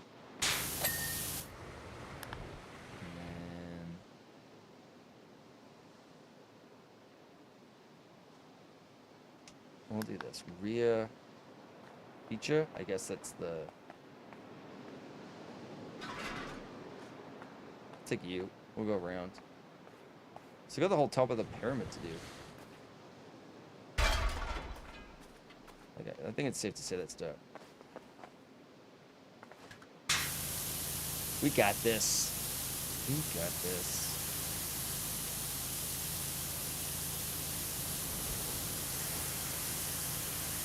Maybe not. There's a lot of dirt. There's a lot of dirt left.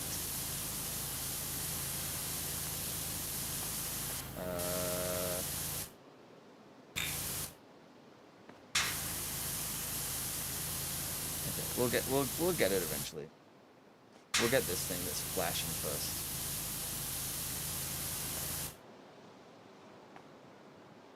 Oh my god. Okay, it's probably the front. It's got to be the front. Yeah.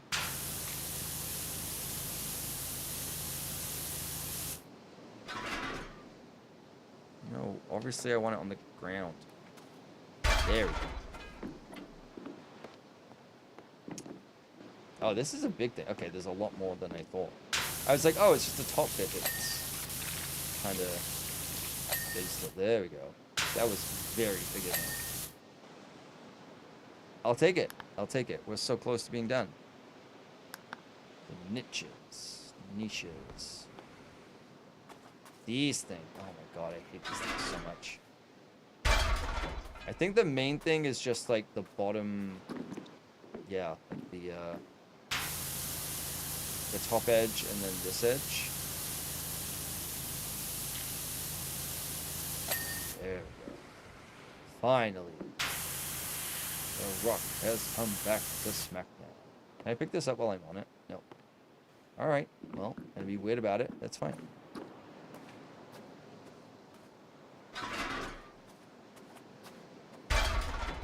Beautiful.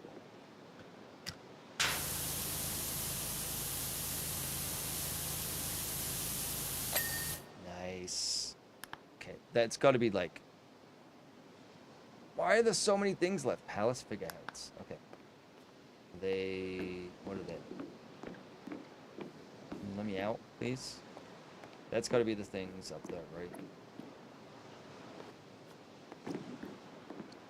Why am I so... Huh. I wonder if... Is that it? Alice Figurehead? Okay. That one's not flashing, but that one's done, I think? Yeah. So, must be the one on this side?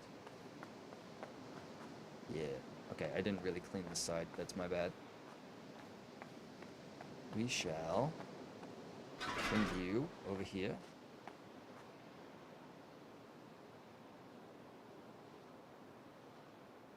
Get you as close as I can. Beautiful.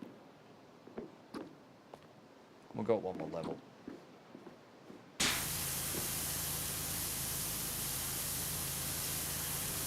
Yeah, I kind of really ignored this side. Oops. And then we've got the side of the wall as well. Pyramid wall. I don't even know what this one is. Pyramidion gem.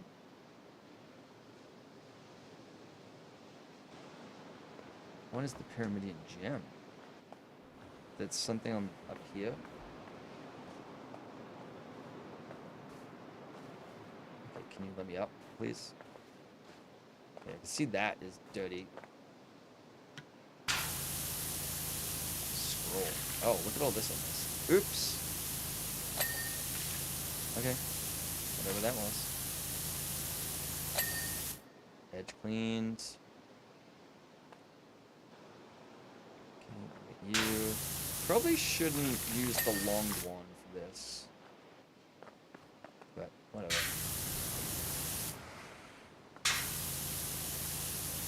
Pretty sure there's like a whole side I've missed. Yep. Underside, maybe?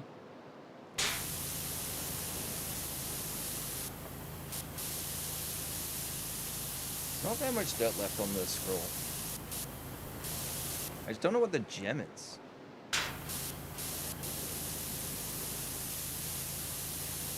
Come on.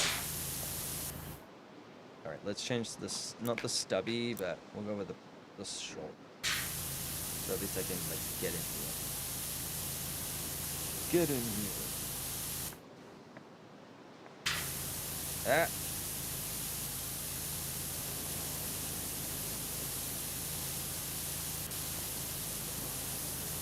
This one's also not done?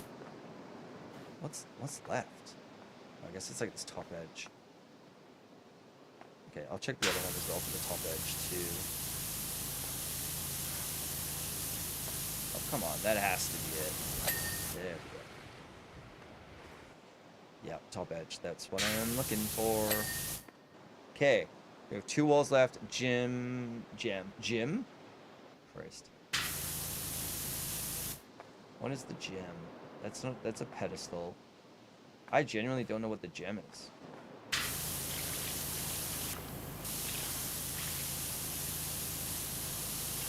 Maybe it's something inside. Maybe it's something inside, like on the ceiling, like that centerpiece. I don't know.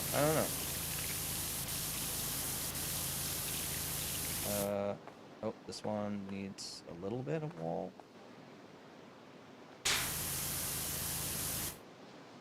God, that hotspot is fucking terrible. Alright, how do I change the color? Highlight, default orange. Let's go red. There we go. This might be not useful at all. Okay, yeah, that's a little more noticeable than orange on yellow, to say the least.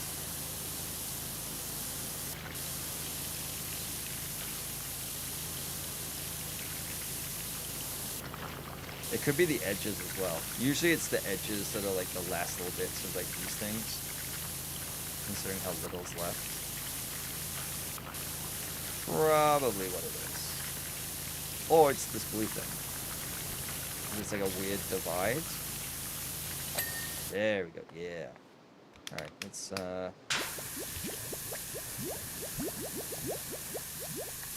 we'll stone wash it up, you know? Be like that pink cleaning lady on TikTok. Desecrating graves without cleaning products.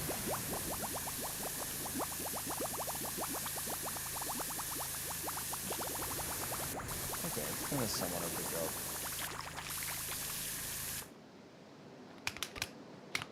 And a little bit left. Not too bad. Yeah, okay. Rear entrance pillars. And then we gotta figure out what the gem is. It's probably really obvious and I've just completely missed it, but whatever.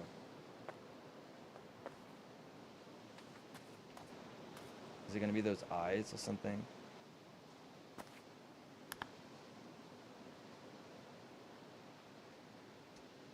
Okay, rear entrance pillar, this one.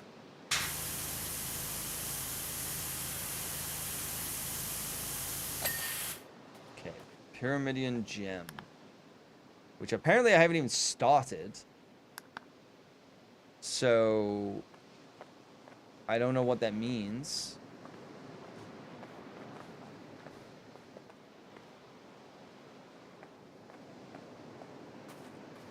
Like, is it outside?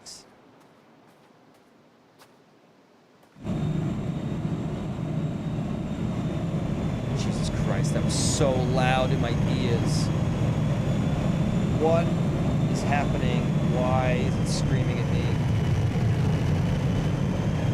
What is happening? Jesus Christ.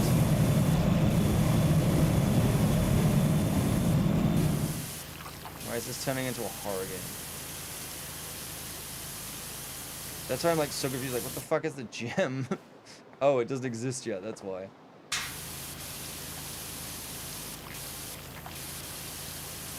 That was unbelievably loud in my ears, and I have the audio turned down. Oh my god.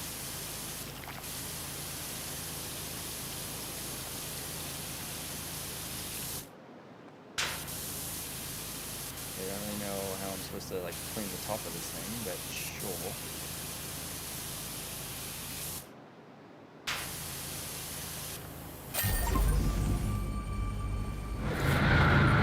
Okay, run that dude. We did it! I got achievement! Hype, hype, hype. Oh, fucking hell. What the? These sounds are horrendous. Why was there a jet that flew out? What the hell just happened? Again, me not paying attention to the story. Cool beans. We did it.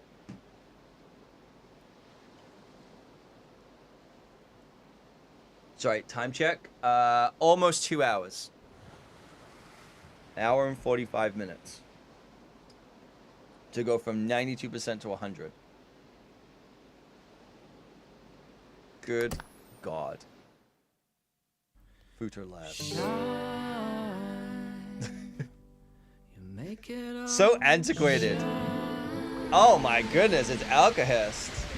How's it going, dude? Good to see you. We did it. We completed the game. Why did I think there wasn't a credits or an end to this game? This is loud as shit. Tune in for the credit. Perfect timing. Wasn't disappointed. It's just like they amped up the goddamn sound at the end. They're like, hey, you've been enjoying this chill game. We're gonna make a gem scream at you. And then play whatever this song is over the credits. How's it going, dude? It's good to see you.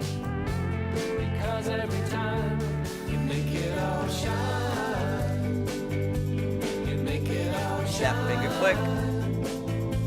Wait, Square Enix? This is a Square Enix game?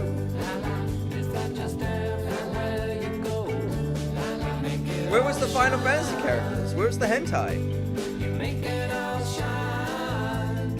So that we get a nerd tournament, full win game over right now. Oh yeah, you are tapped out. Oh my god. What were you doing? What was the nerd tournament? Let me asking.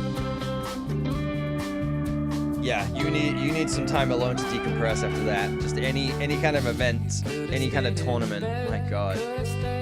Did you win? Are you winning, son? Infinity Techno game. It's like, oh, okay. If 40k was good, wow, shots fired. I've never played it. But I'm honestly just in shock. This was a Square Enix game. I guess it's just the publisher of that. Maybe that explains why it took so long.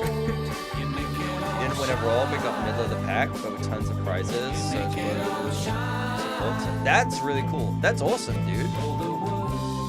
Infinity. I'm gonna have to check that out. Again, it's not like I really like board games. So I don't think that's a board game. I think that's a new obsession. Is waiting in the wings. Because I guess you gotta get way into it. Okay, I'm getting hungry. I'm gonna risk it. I still have these gummies on Norman Gaming. These ones look okay though, so I'm gonna risk it. I ate all of the non-white bit back ones. They're so good though. Cannot go wrong. If you want to get me a present, Haribo gummies is the way. I don't even have it on my phone because I'm afraid to get it because I will just eat it. Like Jax one time bought me, I think it was my birthday, she bought me like a 300, I can't remember what it was. It was like a 300 count tub of gummy bears, and I ate the whole thing in like 3 days. It was really bad. I had such a problem. By God.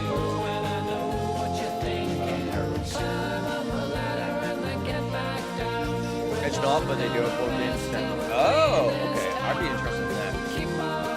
I like games where it's like I can just step in, step out, just like do a round of it, which those could. But I feel like it's one of those things where it's probably hot, like easy to learn but difficult to master. Defiance is a dungeon crawler like Descent with sci-fi. Tag raid is more battle royale. Mysteria, sports, combat gameplay. Getting a computer version. And Ram Races is a racing game with Formula games. Interesting. Okay. I'm gonna copy paste what you said, and I'm gonna paste it to myself so I can look into this later. Because I'm actually really interested in some of those concepts and those ideas. There's a cat. It had the kitties.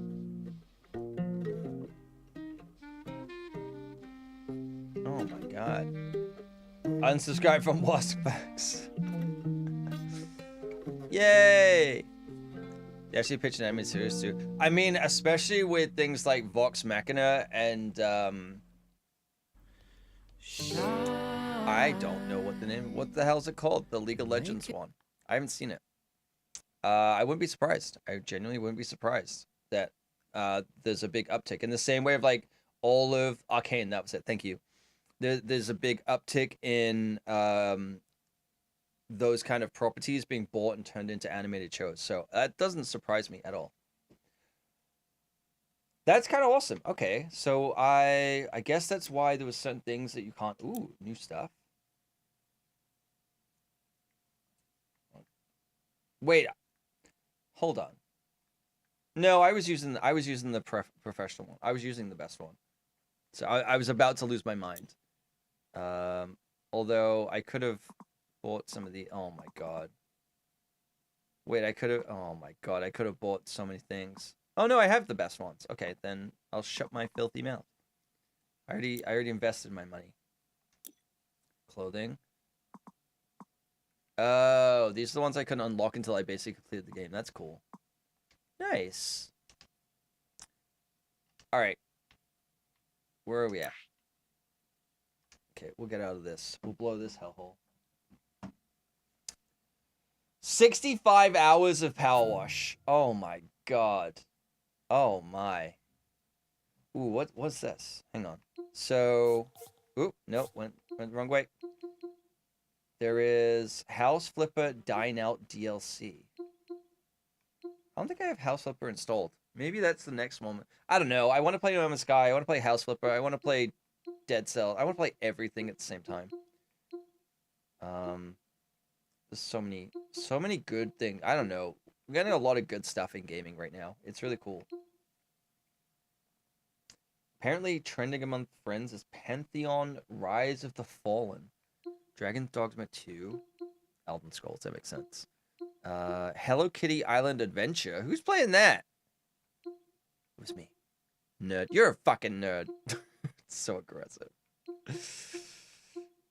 Oh, you know, there's a Final Fantasy. Yeah, the Midgar one. That's where the Square Enix thing comes from. Yeah, there's they have a Shrek one.